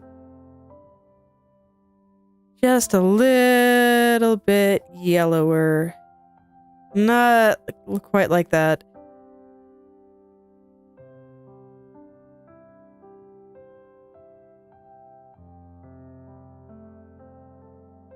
So I'm picking a slightly better color here. There we go.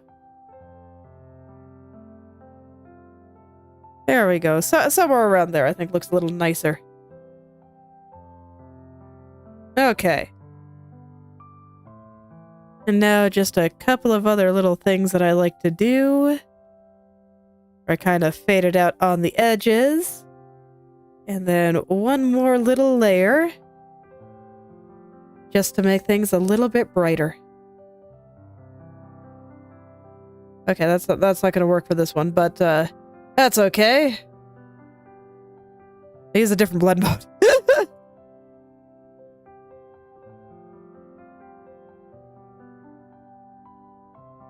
Okay, and there we go. I think that looks pretty good. So I'll add in some other lights and stuff when it comes time to add in like global lighting and stuff. But that's where I'll leave it for now. And so I think that's her face done. So I guess I'll turn the back of the veil and the braids back on. But those I probably won't do until the very end. When I have her body done. Some of this goes behind her body and whatnot. There we go. I think that's a pretty cute face. Oh wait, I forgot her glasses. Oh, that's important too. Let's get her glasses. Definitely can't be a proper grandma without glasses.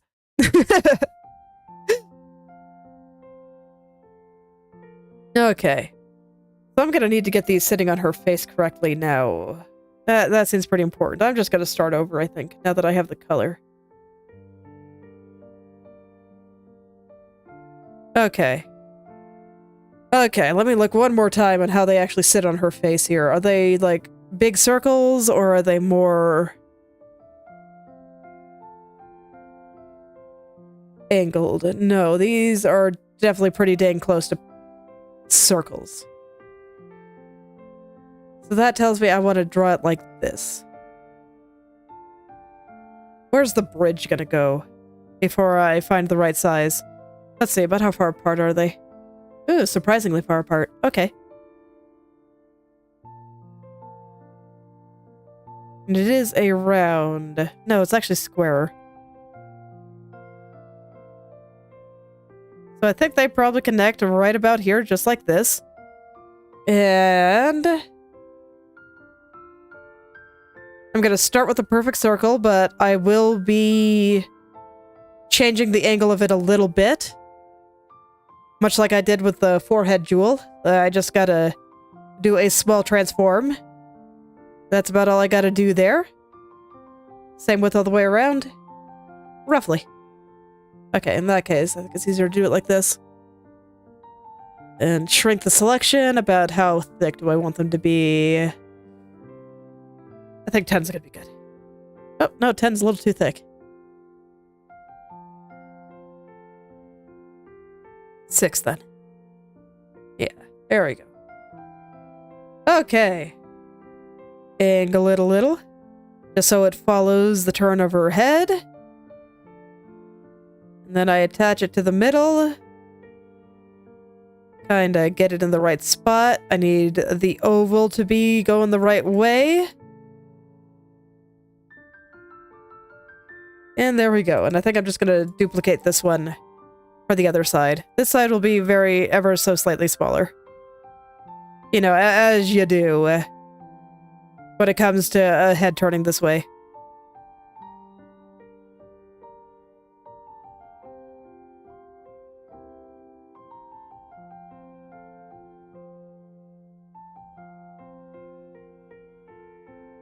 Just trying to make sure it follows the same angle as the eyes here.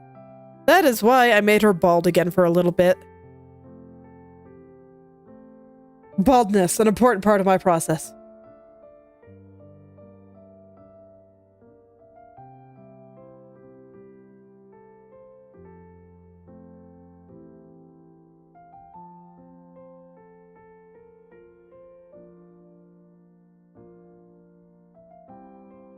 Okay, and I'm gonna go back and forth for a little bit just to make sure I have it all right. But no, I think this looks all right. Let's see, I'm not sure how much of the bridge I'm gonna have to care about, so I'm gonna just draw that real quick, and the parts that are a little bit thicker.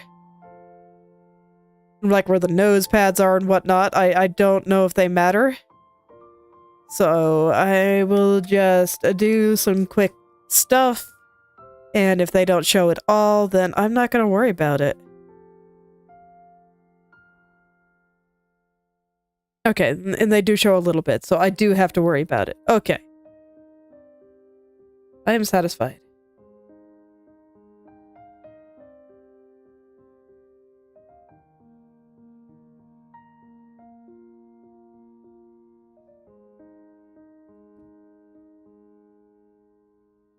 Okay, I do not want to have my brush at 45%. I want the layer to be around there.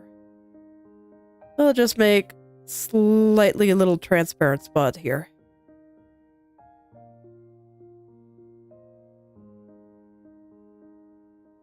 And that should be fine. Okay. I'll go ahead and make the glasses look nice now. I will put little lenses in there, but I'm not going to do a lot with them. I'm actually pretty sure that on the model itself, there are no actual lenses. But I like to do a little something with lenses.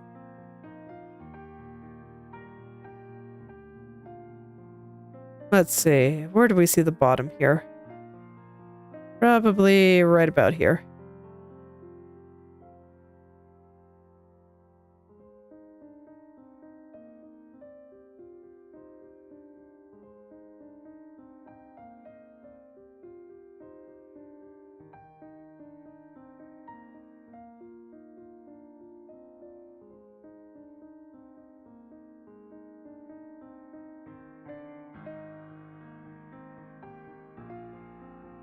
And this is following the shadows from the hair.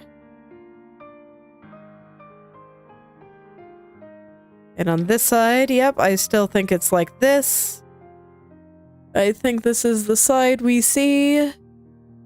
They are very thin, so I'm not going to worry that much about it. All right. And then the top bits, I think, are going to be almost entirely in shadow. Okay, I'm proven wrong. This part is not in shadow. Oh yeah, and I forgot the head shadows from that. I better go back and do that, actually.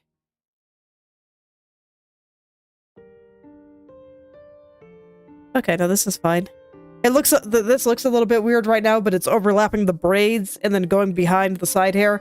It's just that they're the same color right now, and that won't be true in the future, so I'm not going to worry about it. I will worry about it when it becomes relevant to me.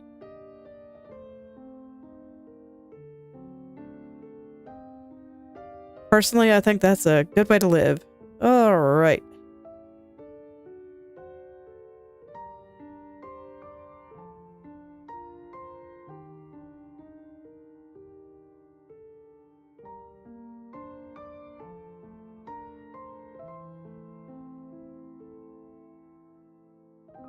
And then I just see that the edges of where I changed the colors was really, really ugly.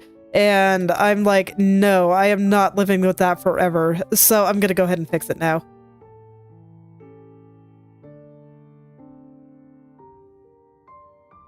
I cannot deal with that ugly gray being all the way around my shadows. Just gross, man. This is why I never use selections for anything. I mean, it's not true. I use them more than I used to, but I was always really hesitant to do so. Because I found, you know, even when I was using Photoshop, that the edges of selections just never looked good to me. But no, there's times where it's worth it, and then I just have to go back and touch things up. It's fine. I might complain about it a little bit, but it's fine.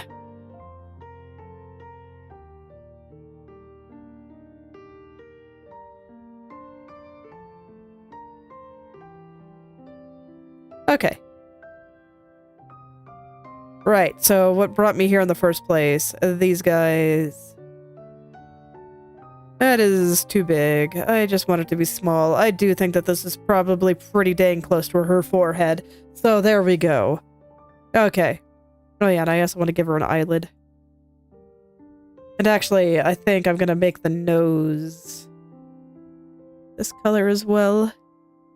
Oops. I did not have the layer locked. There we go. But yes, let's give her some little eyelids here.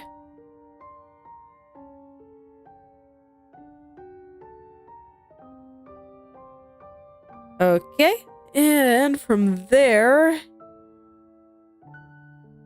let's see, what else do I need to do? I still need to do the shadows from the glasses, and there was something else, right? Oh yeah, the glasses, yes, just glasses. Lenses and stuff.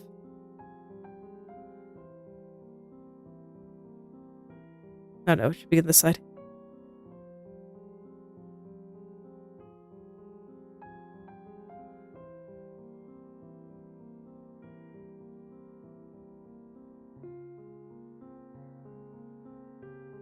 Okay.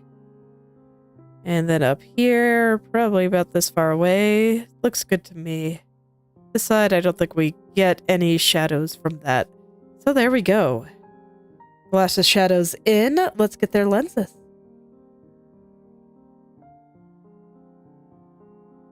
Like I said, not going to do a lot with it. In fact, I'm going to have it at, like, probably a good 10% opacity.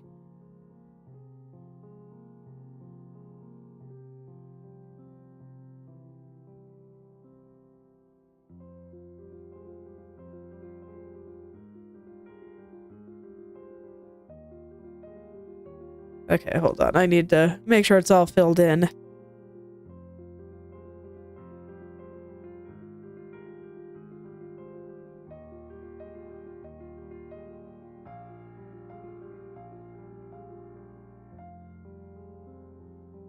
In my opinion, you shouldn't treat streamers like friends.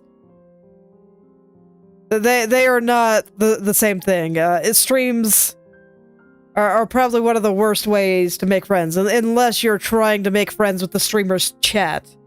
And you're trying to be part of the streamer's community, and not be friends with the streamer. This includes me, by the way. If you're wanting to be friends with me, you're probably going to be somewhat disappointed, because I see myself as a digital street performer. I just like to come on and do my show. You know, do a funny dance for the internet. And hopefully make something cool, and, you know, maybe we can talk about interesting stuff. I'm always happy to do that. But it's not the same as, like, having friends.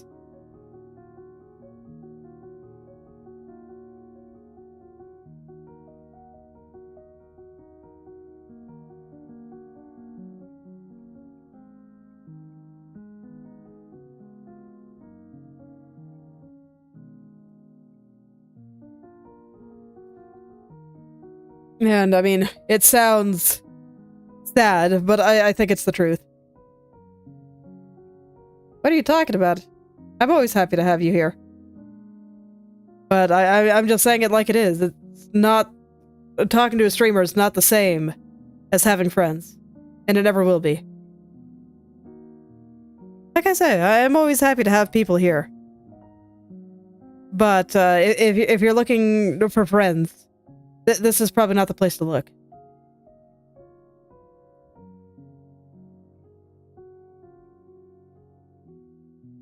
And I just always want to be very honest about that. I like having people here. We talk about, you know, whatever, art or whatever a random philosophy happens to be on my head that day. And I think it's a great time. I certainly have fun.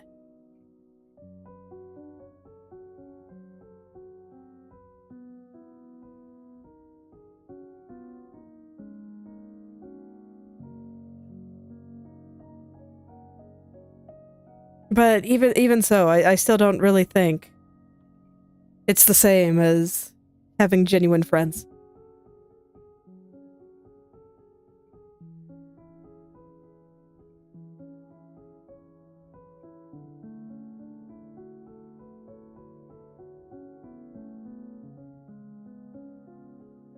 But it's okay, you know, I'm no one special. I'm just... Like I said, I am just a street performer on the internet, and I just like to occasionally come on, have a little bit of fun, and then I go off and live my perfectly normal life like everyone else.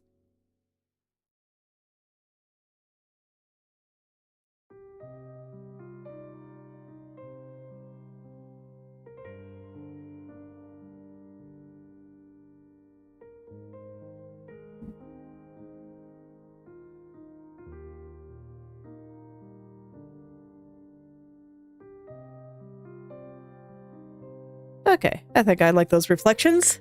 So there we go. I think that is a finished face.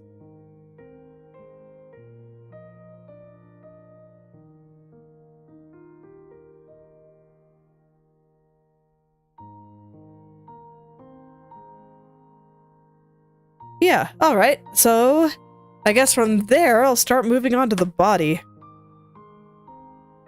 At some point I might go in and do some of the lighting on the face just so I can make myself a new thumbnail, but I don't think I want to do that right now. Part of me kind of does. Part of me always... Oh wait, I haven't finished the halo. Part of me always wants to go in and just immediately...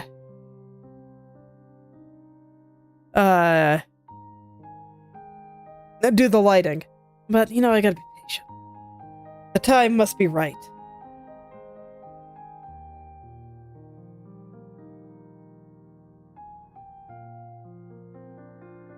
Okay, so I don't like anything that I drew there, so I'm gonna just try again. Let's see, how do I want this sitting on her head? Probably something like this.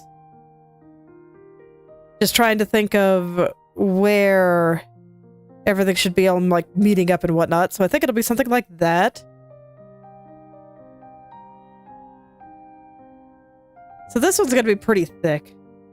Hello there, Blood Bullet. Welcome back.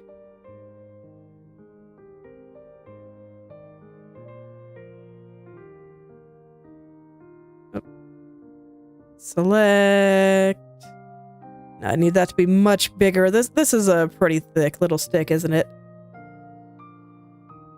Pretty good. I mean, I like where this picture's going, so I'm very excited to finish this one.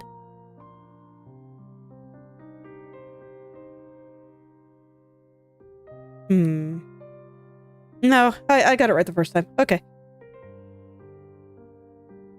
But there we go. I about finished the face today, so just finishing her last little head accessory here. And then it'll be time to do the body.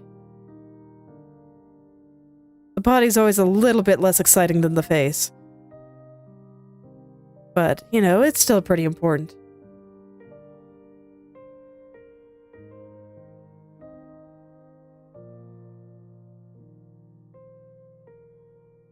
That's alright. I mean, as always, you know, just come by when you feel like it. I think streams should be fun. Not something to stress out about. I'm never gonna criticize people for not being able to make every single one.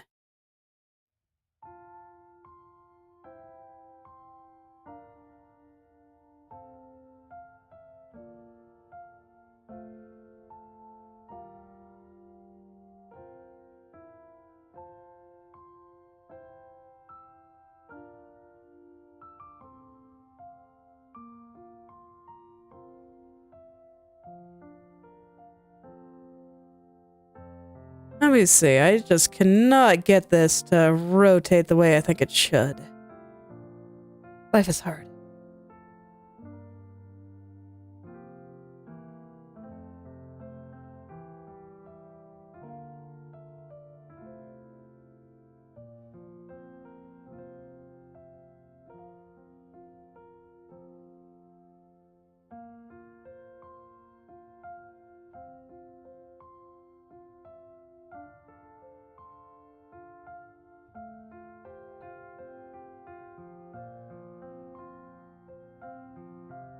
Oh man, I'll be sad if that's all you took from that rant. Oh well. It's okay, I don't think I'm necessarily very good at explaining things anyway, so I do my best.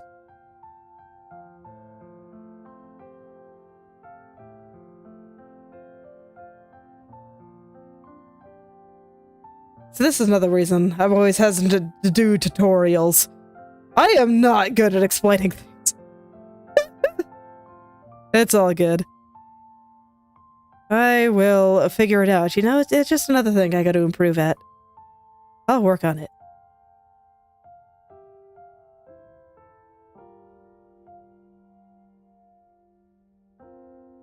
Okay, there we go. I think that should look pretty good once I get the other little decorations on it. Okay. Let's see, I need to find a good picture. Oh god. Alright, no, I can do this. Let's see. So the middle point... probably right about here. Oh man, I have to draw another rigid metal thing. Okay. Okay. So I think this is the middle. This will be the side.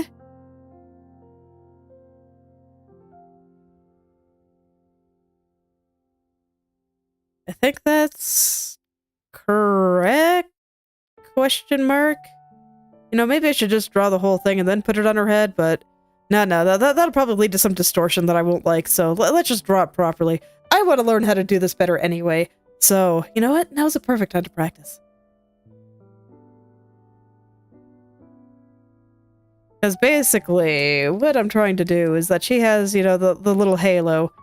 Pretend like that's a better circle. And then at the top, there's the first point, and then there's one kind of coming off on each side, and then another one kind of right there. These ones are much smaller. And so it's going to be kind of like that. So I'm trying to figure out, okay, how do I make these look perpendicular to this? And this one's a little bit too angled. So I'm gonna send it down here.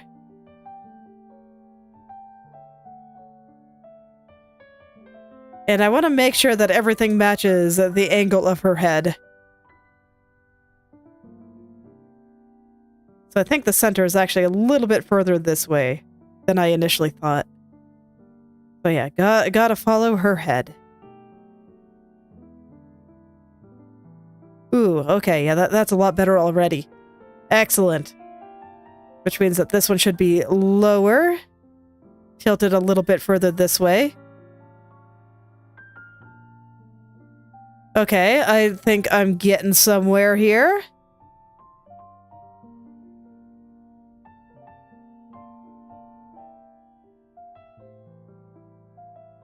Okay.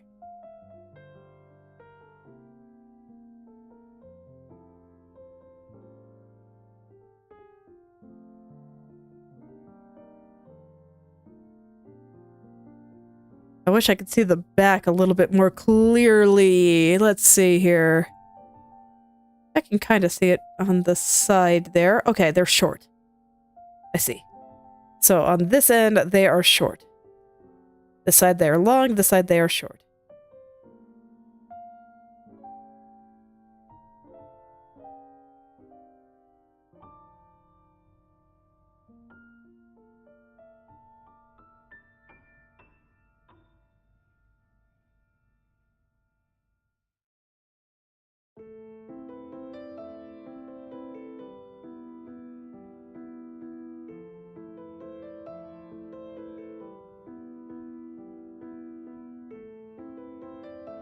Okay, and that's all right for now. I think it's a little wishy-washy.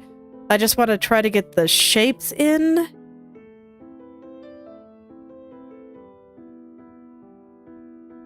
Whenever I call something kind of wishy-washy, I think the best way to think about it is something drawn with no confidence, where you're not necessarily sure exactly how it turns. And, you know, to be fair, I don't have much confidence in it right now, but I gotta get that. I gotta get there. I gotta get the confidence. But it's okay. This is a reasonable place to start. And then I can shape it a little bit better, you know, zoom out and try to make my shapes a little bit more confident.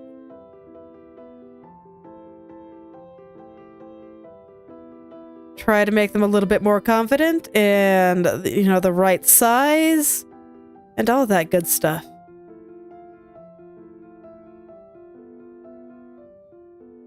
But I just gotta start with something before I can get it right. I want it to be a little bit bigger.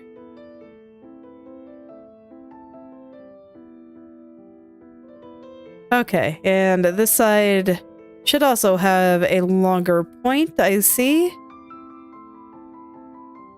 So I'll make that point longer, and then from there, I can make it match the other ones, because it needs to be a little bit bigger. And then I want to make sure that it is sitting properly on her head.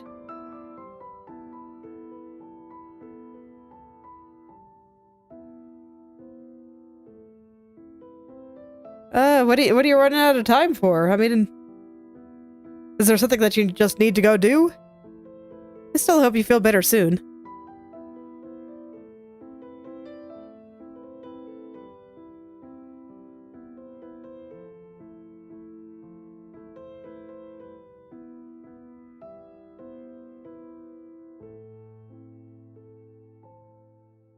Okay.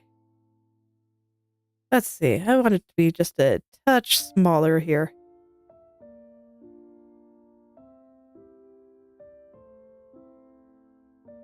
Yeah, no problem.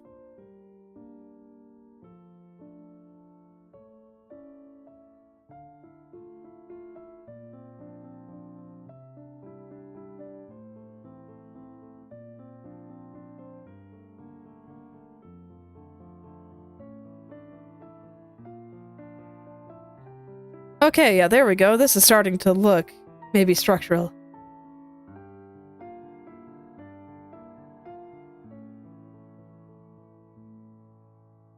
I just want to make things. I'm not really worried about it. I don't think it really matters. I'm just gonna try to make the things I want. And that's all I gotta do.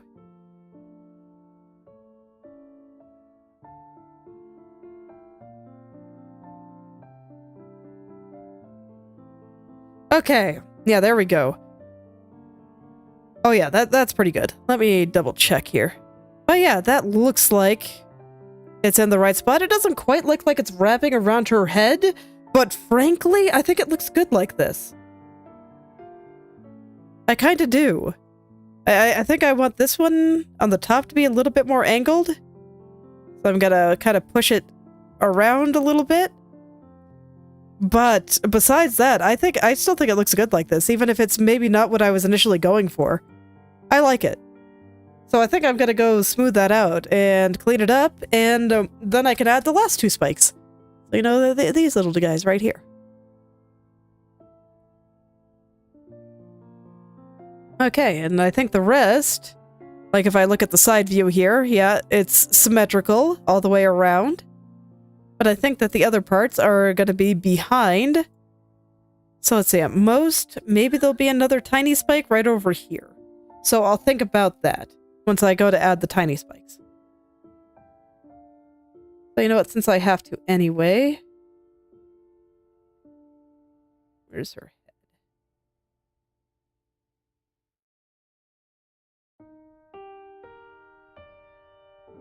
Let's just take a look at what's going on behind here. So we'll have this part probably about there. Okay. So I will go ahead and just render things with her faceless. It's fine. We'll give her cute little face back once I'm ready for it. But I mean, as always, when I do art, it's like I do things at my own pace in the way that I want it to be done. And the subjects in my art have no say about that. She'll just have to deal with it until I'm ready.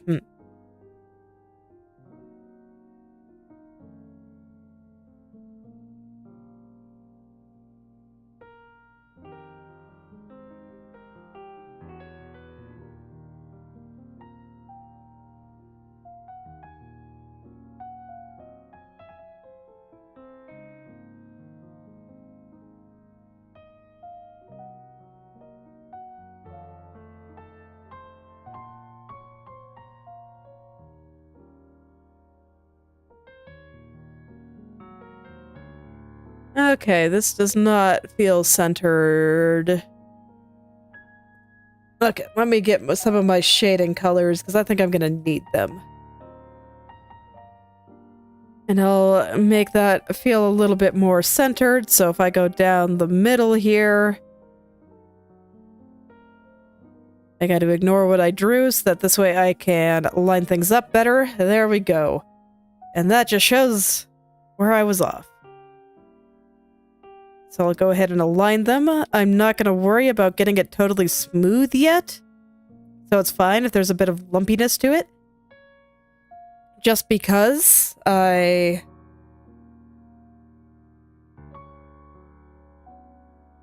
Well, first I just needed to cough, but... I just want to get the general gist of the shape, and then I can worry about the size. Just because I am shaving off quite a bit here. And I want to make sure that everything is sized nicely before I fully smooth it. Okay, so let me see. How are they? Okay, so they're like gems. So it's going to be kind of like this. And they sit on top of the ring, right? Yeah, they're like melded with it. So we're going to have like arms coming out.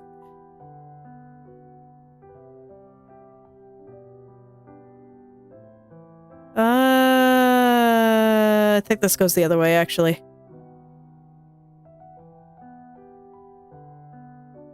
Yes or no? No, I had it right the other way. Okay. Never mind. Basically, I wanted to make it clear that we're kind of seeing the bottom. And that we're looking at her from somewhat below. And I just got things all messed up in my head. It's fine. Happens all the time. And then this side will be in shadow, I think. And this side. this side more so than this side. So I'm gonna make his shadow larger. Okay. Gonna kind of shave this one down a little bit better there. Okay, and then this side will have a bright light on it, but I don't feel like putting highlights on yet. This is enough information for me to get started.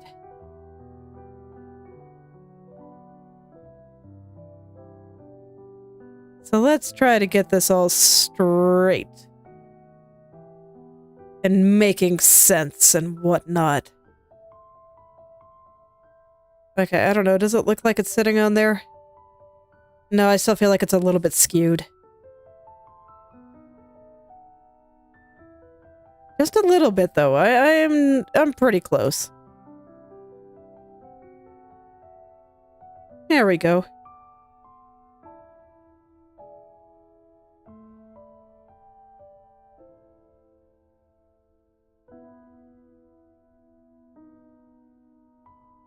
And how does it kind of meld with the circle? Okay. Right now I'm thinking these as too much as separate entities.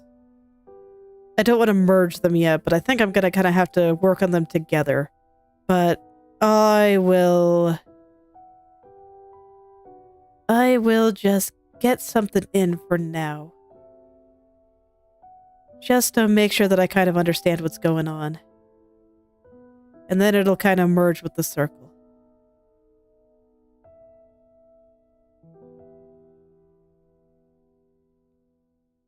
There we go. Yeah, I think that's quite good. So, from there,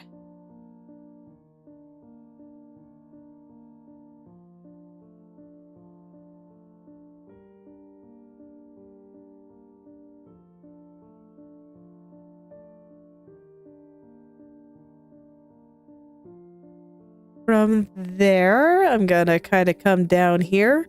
And once again, I'm just trying to get enough information in for me to understand what it is that I'm trying to do. And then from there, I'm gonna move on to the other ones. And before I fully render this, but frankly, I find it a little hard to understand personally. And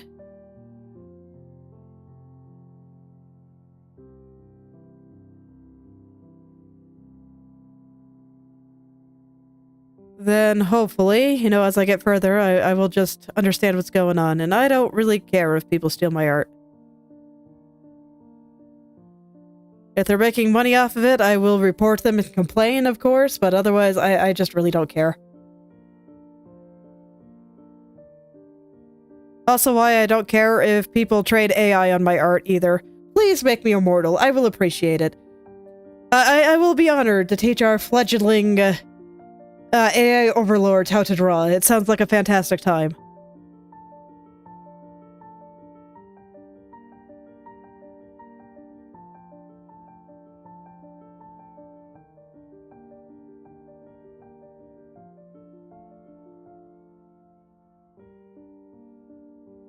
Okay, there we go. I feel like that's pretty okay. Let me see. How do they meld in the bottom? Nope, this seems fine to me. Okay. So I think I'll leave that there for now. I think that's good until I'm ready to merge it with the ring. And I am most assuredly not ready for that yet. So, I'm not gonna.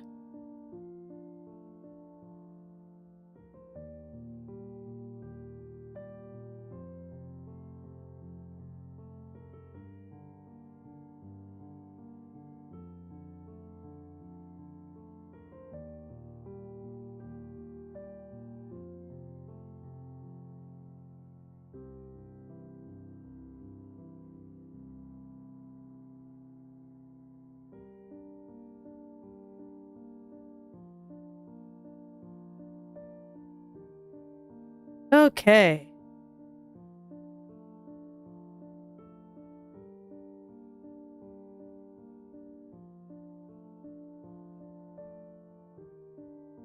So let's see. Let's get this guy going where I want him now. This one is actually probably like the hardest one to do, actually. Unfortunately, this one's kind of behind the head. No, I should still get it structurally sound before I turn the head back on. I was thinking, how lazy can I be here? But no, this is a rigid metal thing, and every little thing matters with rigid metal things. So I'm gonna try to make sure that it is structurally sound.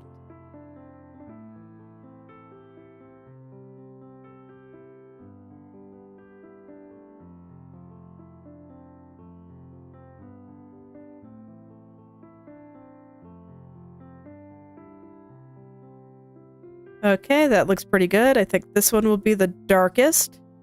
So I'll just plop him into shadow here. And then he'll merge with the ring right around there, and then this one will be a little bit darker. But only a little. Like half. And you will merge into the ring, like, right over there. So, something like that. And that's probably sufficient for now. It's looking pretty alright. Also, I apologize to all the people watching the time-lapse in the future, but I have to keep zooming in and out in order to know what the heck I'm doing here. I have to check my work. I've actually been considering stopping recording time-lapses like this and just doing it via Krita's built-in method so that this way you don't have to worry about the zoom and all the scrolling and whatnot, and then I just don't have to worry about that stuff anymore. But I don't know, I think there's something to be said for actually seeing how I interact with everything. I'll still definitely keep using Krita's time-lapse ability for my shorts and for any off-stream stuff, just because it takes a lot of pressure off of me. I don't have to boot up OBS and start recording and then be concerned if I ever want to take a break or if I get distracted or something. But, you know, those things don't happen when I'm streaming, so that's why I kind of like actually recording the process like this.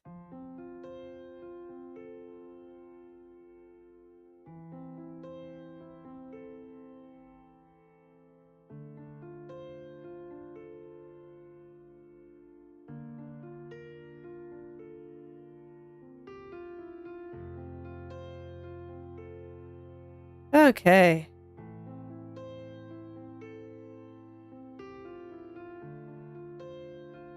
Yeah, that seems pretty good. I think that's a reasonable place to start. So I'm gonna start placing the backside now. So I think this should actually be like here. And I'm doing this so that this way I can place the little guys a little bit more accurately, because there are some little smaller spikes. So I think there's one right about here. They're kind of in the middle of all the other ones. Another one here. Here. And here. Okay, and now I think I can turn her head back on. I can gift her face back. And any that I don't see, I don't have to render. So it does look like we don't see any of the ones on the back here. Okay, good to know. It's okay, I'm glad that I took a moment to see whether or not they were there. And now I can be secure in the knowledge that I have... that I don't have to worry about it. And that this is accurate.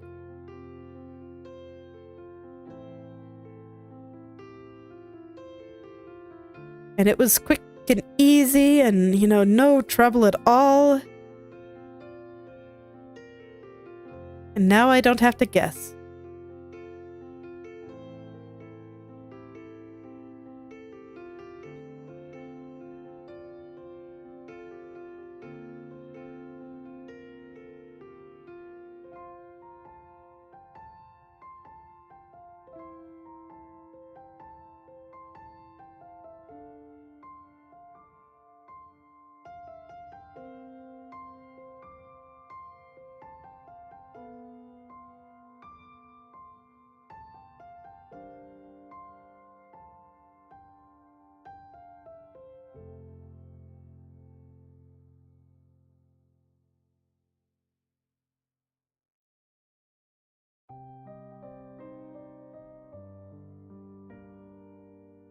All right, and next one.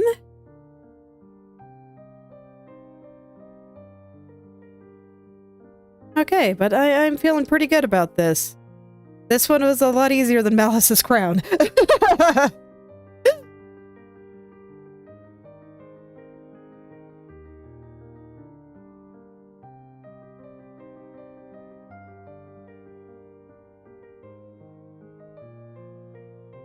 Yeah, this one was a lot easier than Malice's crown.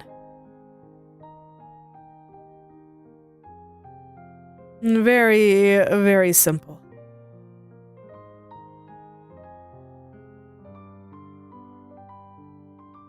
I think this is one that actually looked scarier than it was. Because, you know, that this was no trouble at all. No trouble at all.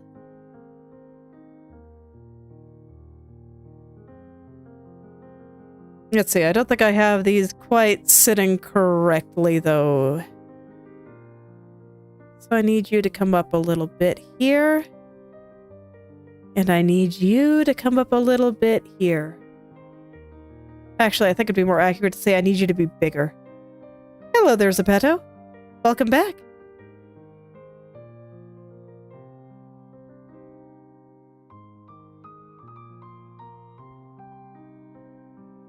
Drawing a crown.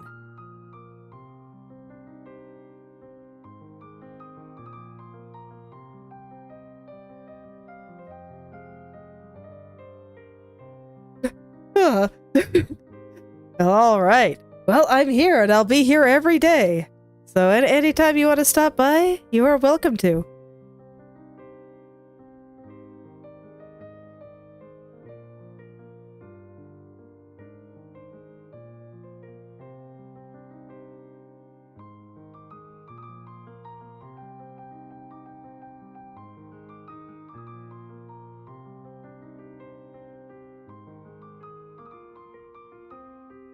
Okay, so there we go. I think that's going to be more accurate now. Let's see, I think this is going to be the side facing away from the light. We'll just get a little shadow in there.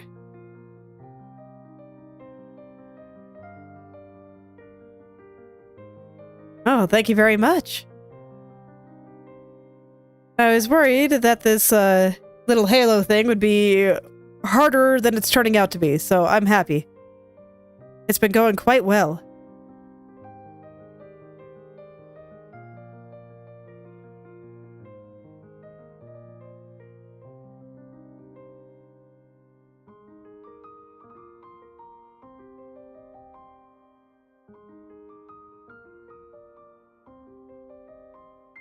I think I'm actually at a good pace to finish it off today. It's not very complicated, so I'm happy.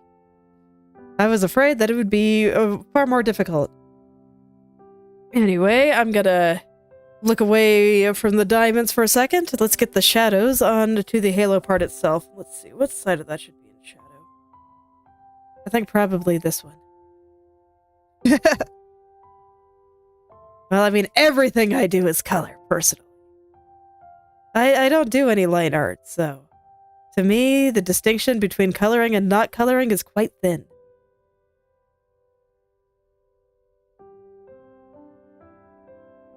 Just like the distinction between sketch and render is very, very thin.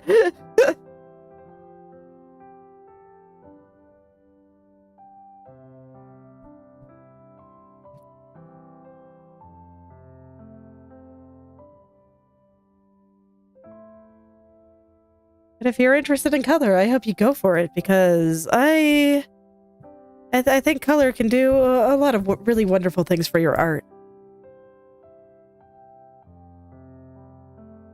But if you also really don't like color, then there are people that do really wonderful things with black and white too. I imagine it would depend on the picture. This one's pretty cozy. But then you got the ones that I'm doing on, like, Wednesday and Sunday, and that one's considerably less cozy.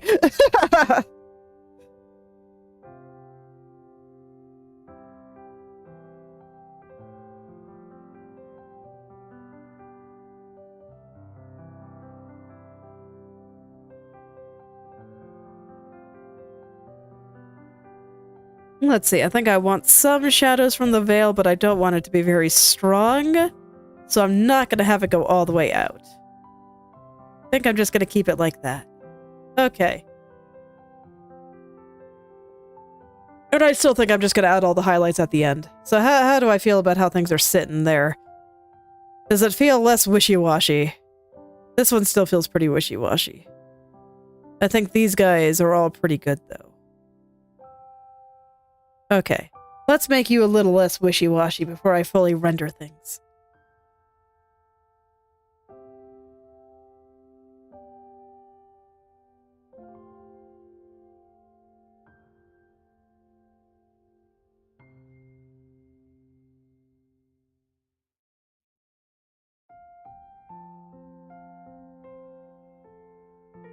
Alas.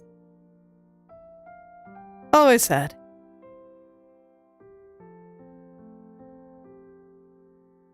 Okay.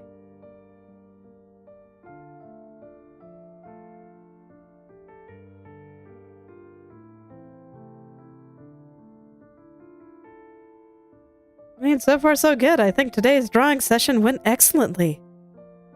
Got a lot done. I finished her face. I'm always very happy when I finish the face. So, you know, one of these days I'm probably going to spend some time doing my atmospheric lighting on the face. This way I can get myself a new thumbnail. And use a part of the process that's a little bit further along.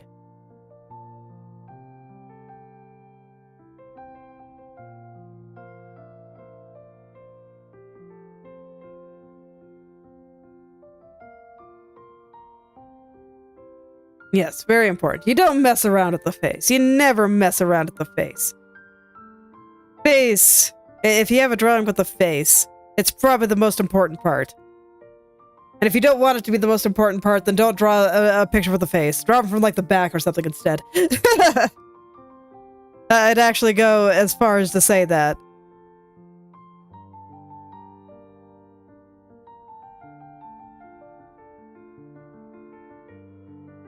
I don't know, you still feel very wishy-washy to me, and I just can't have that.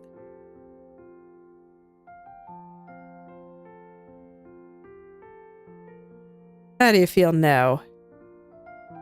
Do you feel confident yet, my little Spike? 'Cause I need you to be.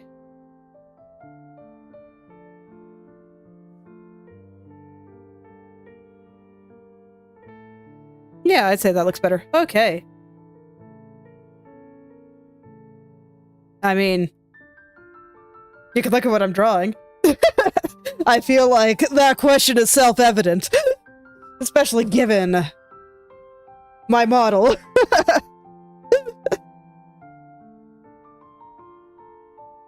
Alright.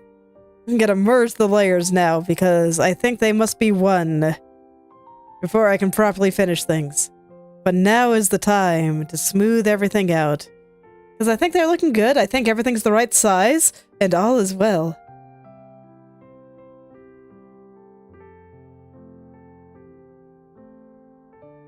I feel like the eyes I draw are probably bigger than average. I just don't do the big doughy shoujo eyes.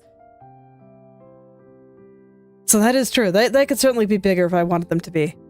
But I think I'm happy with this size. I think they look quite good.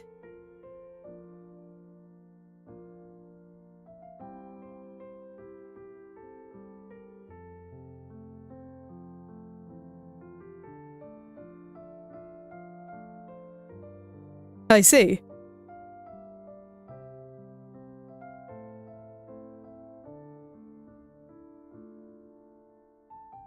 It's okay. There's lots of different ways to do it. You can just pick your favorite and roll with it. It's wonderful.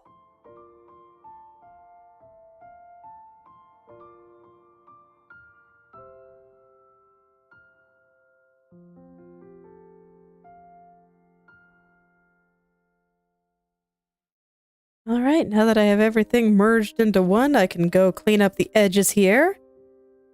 And then soon it'll be time for highlights. And highlights are just always a good time. I feel like that's when everything really starts to pop.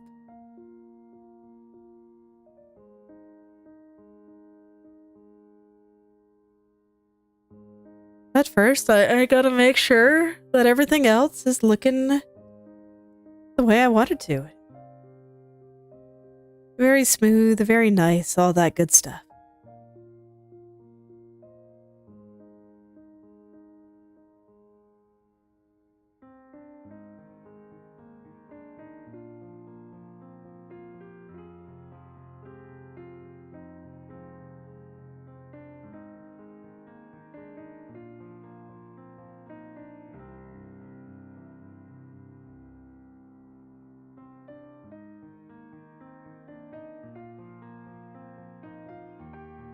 Oh, I don't have the... Wait, yes I do. I have the layer locked. For a second there, it looked like I was going out of the lines, but no, it's because it was longer than I thought it was.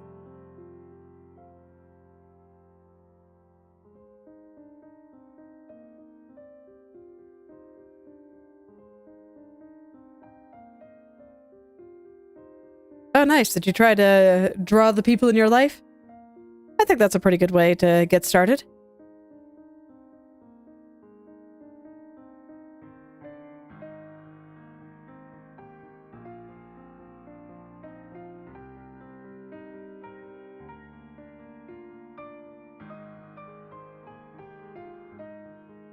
It's really cute. My daughter's been getting into drawing, and she's really little, so she doesn't know how to really talk about it yet, and she keeps calling my art realistic. It's very cute. I think for her, realistic is synonymous with good right now, and she doesn't really know what realistic or naturalistic would mean, so... But it is funny to hear people talk about my art like that, because I don't think anything I do is particularly realistic. And I'm kind of happy with that. I like being able to draw fantastical scenes. It's lovely. It is very much my taste.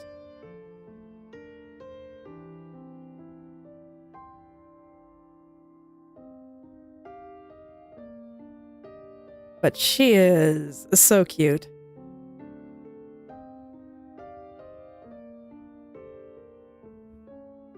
I've drawn so many characters from Sprunky. I have learned more about internet content farms than I ever wanted to know. But it's okay. I mean, if it's encouraging her... Can't talk. Encouraging her to draw, then, you know, I don't mind.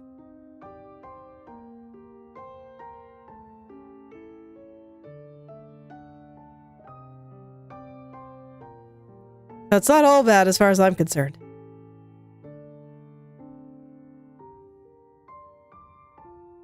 I did. I drew and rigged it myself.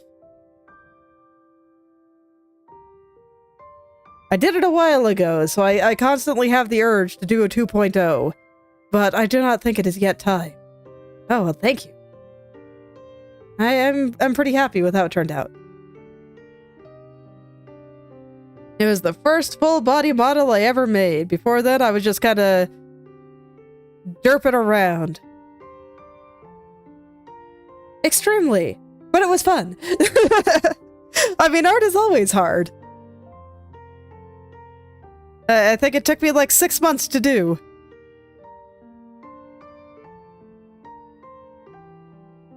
And like I said, it was my first full body model, so I had no idea what the heck I was doing, and I just, you know, I did my best.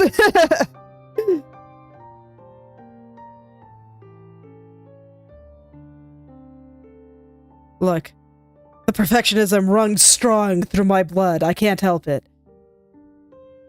But I have learned quite a lot about a lot of things since then.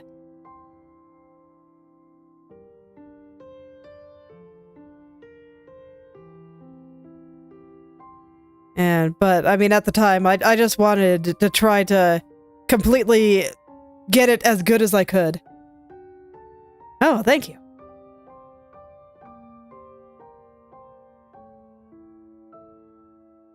I wanted to give it everything I had, so I did my best. And I think it was worth. My art has improved a lot in the past couple of years, so there's parts that I'm just not super satisfied with anymore. I think that's just a natural reaction to art. I don't think it looks bad or anything. It's just, you know, when you grow and you look at your old stuff, sometimes it feels a little weird.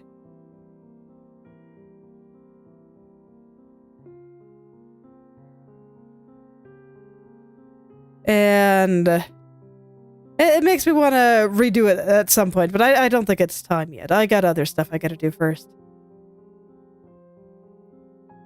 And yeah, were you the one that posted that one video? Because I do remember seeing that.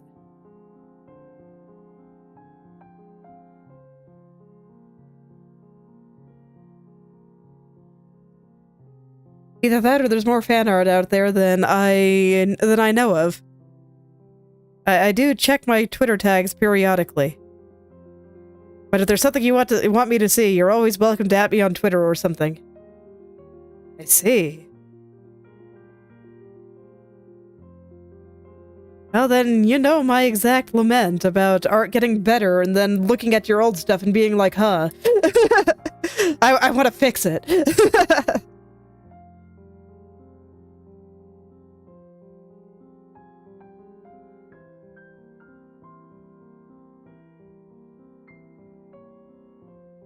I have no idea how to use it. I just like posting my art. Oh, congrats.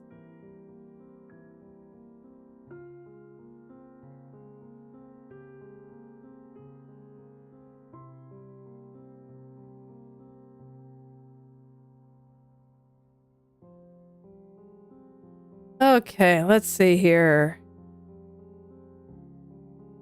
Let's see here. Yeah, I think I've got this about rendered out here. I don't think there's that much more to do. I don't really like how the veil and the diamond here were touching, so I'm gonna separate them a little bit. There we go, that's a lot better. Let's see, this needs to come out a little bit more, so this way that melds with this a little bit better. But otherwise, I think it looks pretty alright. Actually, I think this is a little off-center. Let me go push you a little further this way, buddy. You'll feel better, I promise.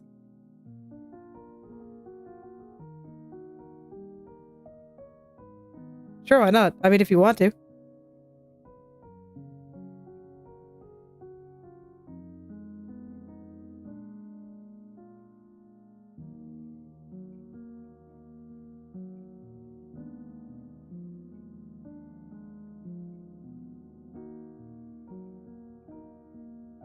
Okay.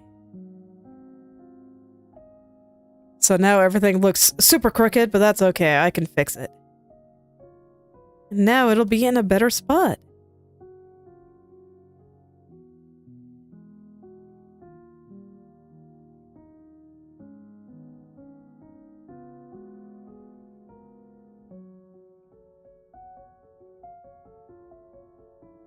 Okay.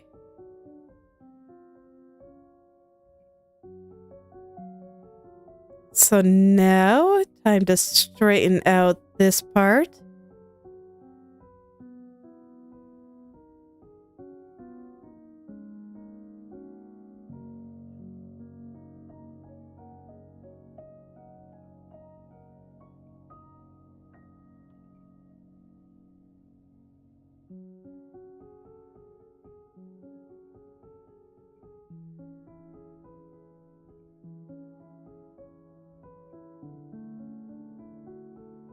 Well, I'm glad you didn't die. Being alive is a positive thing.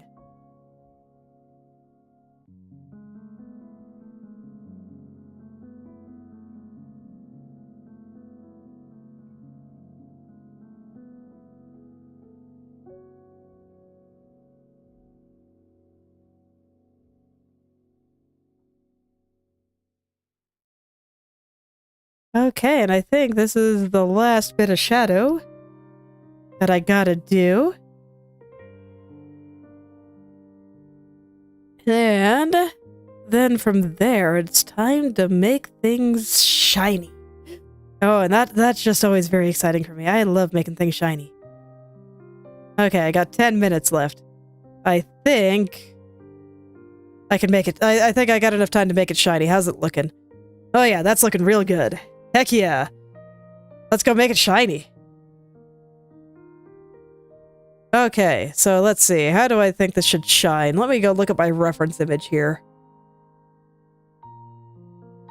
Okay. So I think the brightest one is going to be the one with a little bit of extra shadow in it. And then this guy will get a little bit of extra brightness right through here. And I'm just going to do things a little bit messily for the time being, until I am confident in how I have it down.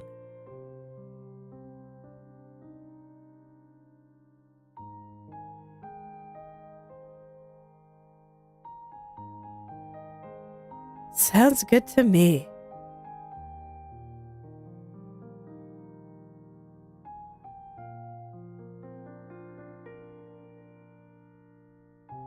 All right. So I'm just going to go through each one for now. And then I do think that there should be a tiny light right here. Just a tiny one. Ooh, yeah. That is nice and shiny.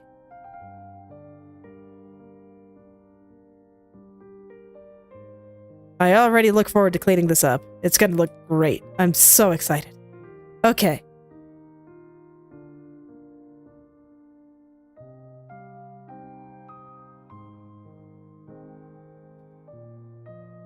Unfortunately, I'm not sure how much I can help you with that, because, I mean, it's like I said, I am an anime girl on the internet. I am a digital street performer. I am not the same as a friend. I am not the same as a therapist. And the only thing I can really do is put on a fun show. But if I let things get bogged down in negativity, the show will not be fun anymore. And that's why, you know, I can't really talk about those things with you. That's where it's better to go find a friend or a therapist or, you know, something like that to help you.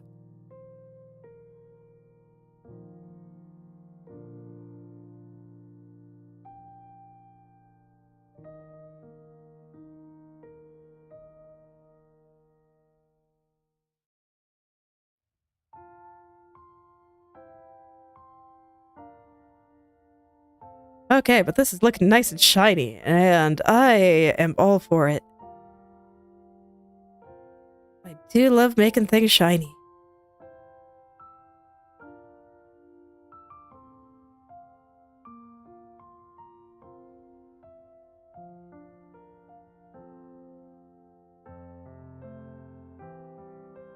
I'll do one more little shine right through here, and then I think I can go in and smooth it all out, make it look nice. This will be the bright one, strictly speaking.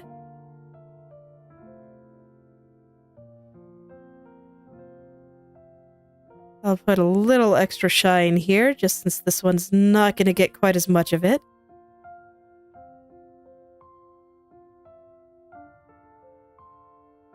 And part of that is actually still going to be in shadow, so let me go put that back in.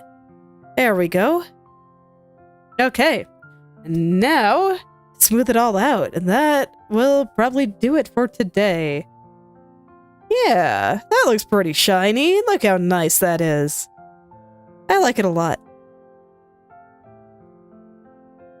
I like the style. It is very, very simple, but I think it can be quite effective. I kind of wish... I might go back and redo the little stars on the side there, because I don't know. I think adding the gradation stuff might have actually taken away from the wonderful simplicity of it all.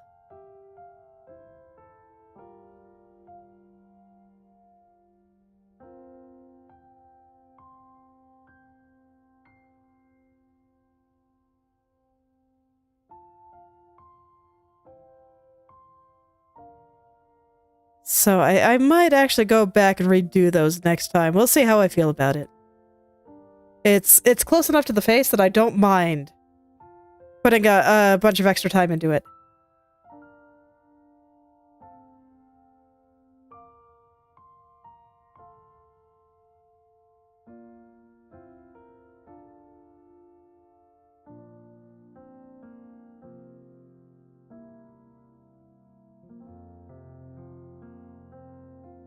So here we go. Let's just smooth this out.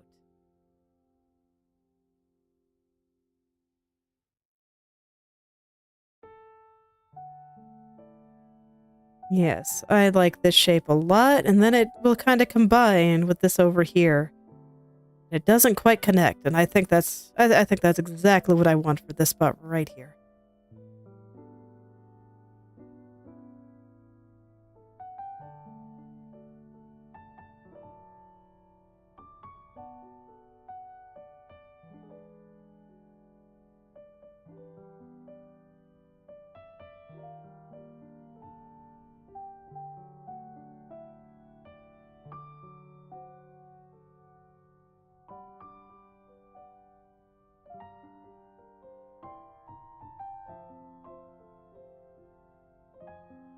Okay, and then the shiny part kinda drifts out into the ring. And then I can bring it on over here and it'll be great.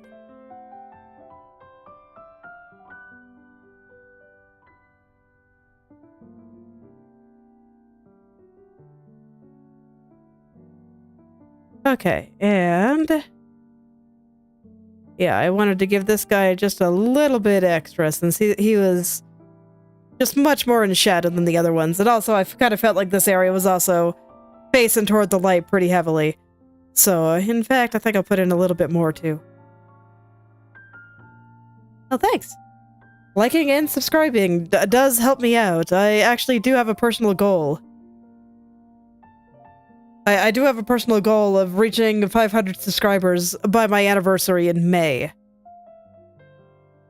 So, every little bit helps. Oh, thank you very much.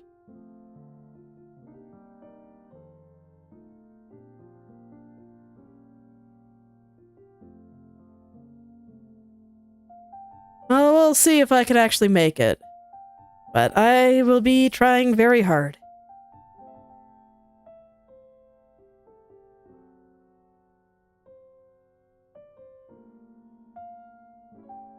I think it's very obtainable. I'm not quite halfway there yet. And I never really talked about it because, I don't know. I guess it just never came up. I gotta do the YouTuber thing where I tell everyone to like and subscribe.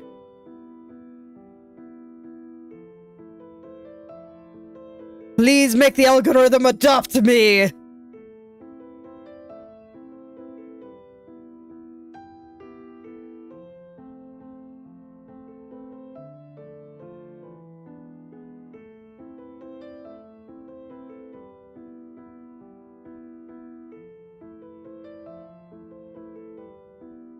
I hope it does someday. That'd be pretty sweet. Cause I know like no one on the internet at this point, so I have no idea how to do the self-promotion thing, and every time I try, I feel weird. See, this is why I'm not a businesswoman. I'm not very good at it.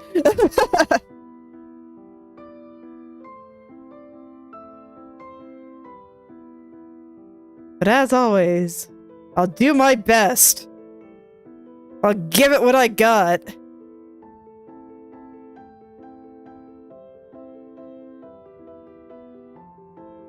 And I just hope that someday I can continue to connect with people that like what I do. That sounds pretty awesome.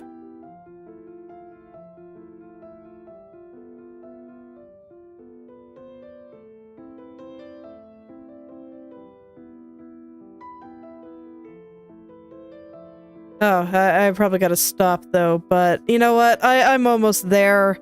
Let's just go ahead and finish it up, and then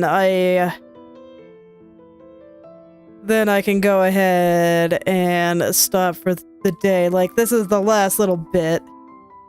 Right here. Alright. And yeah, I do think that there is something wonderfully simple about these guys that this guy just doesn't have. So I might redraw this, actually, to be more like this, because that looks really nice, I think. And maybe I'll just add a couple of shines here and there. I don't know. Do I want little shiny spots? Yeah, I think I do. I'll put a few in. Okay, so I guess I'm going a little bit late. Oh well. It's okay. I set this time so this way I'd have a little bit of a buffer for times like this. I'll just go ahead and, you know, finish it up. Put in just a few little extra shiny parts in the parts that I think hit the light the most. I don't think this one needs it.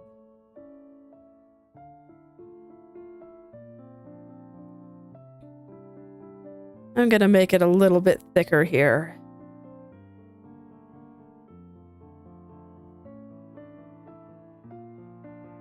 Yeah, so I might end up redoing those. We'll see how I feel about it next time.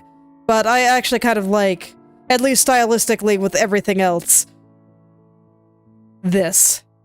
But I'll go ahead and turn on the layers and wrap it up for today. What were you? Oh yeah, my railing reference, that stays off.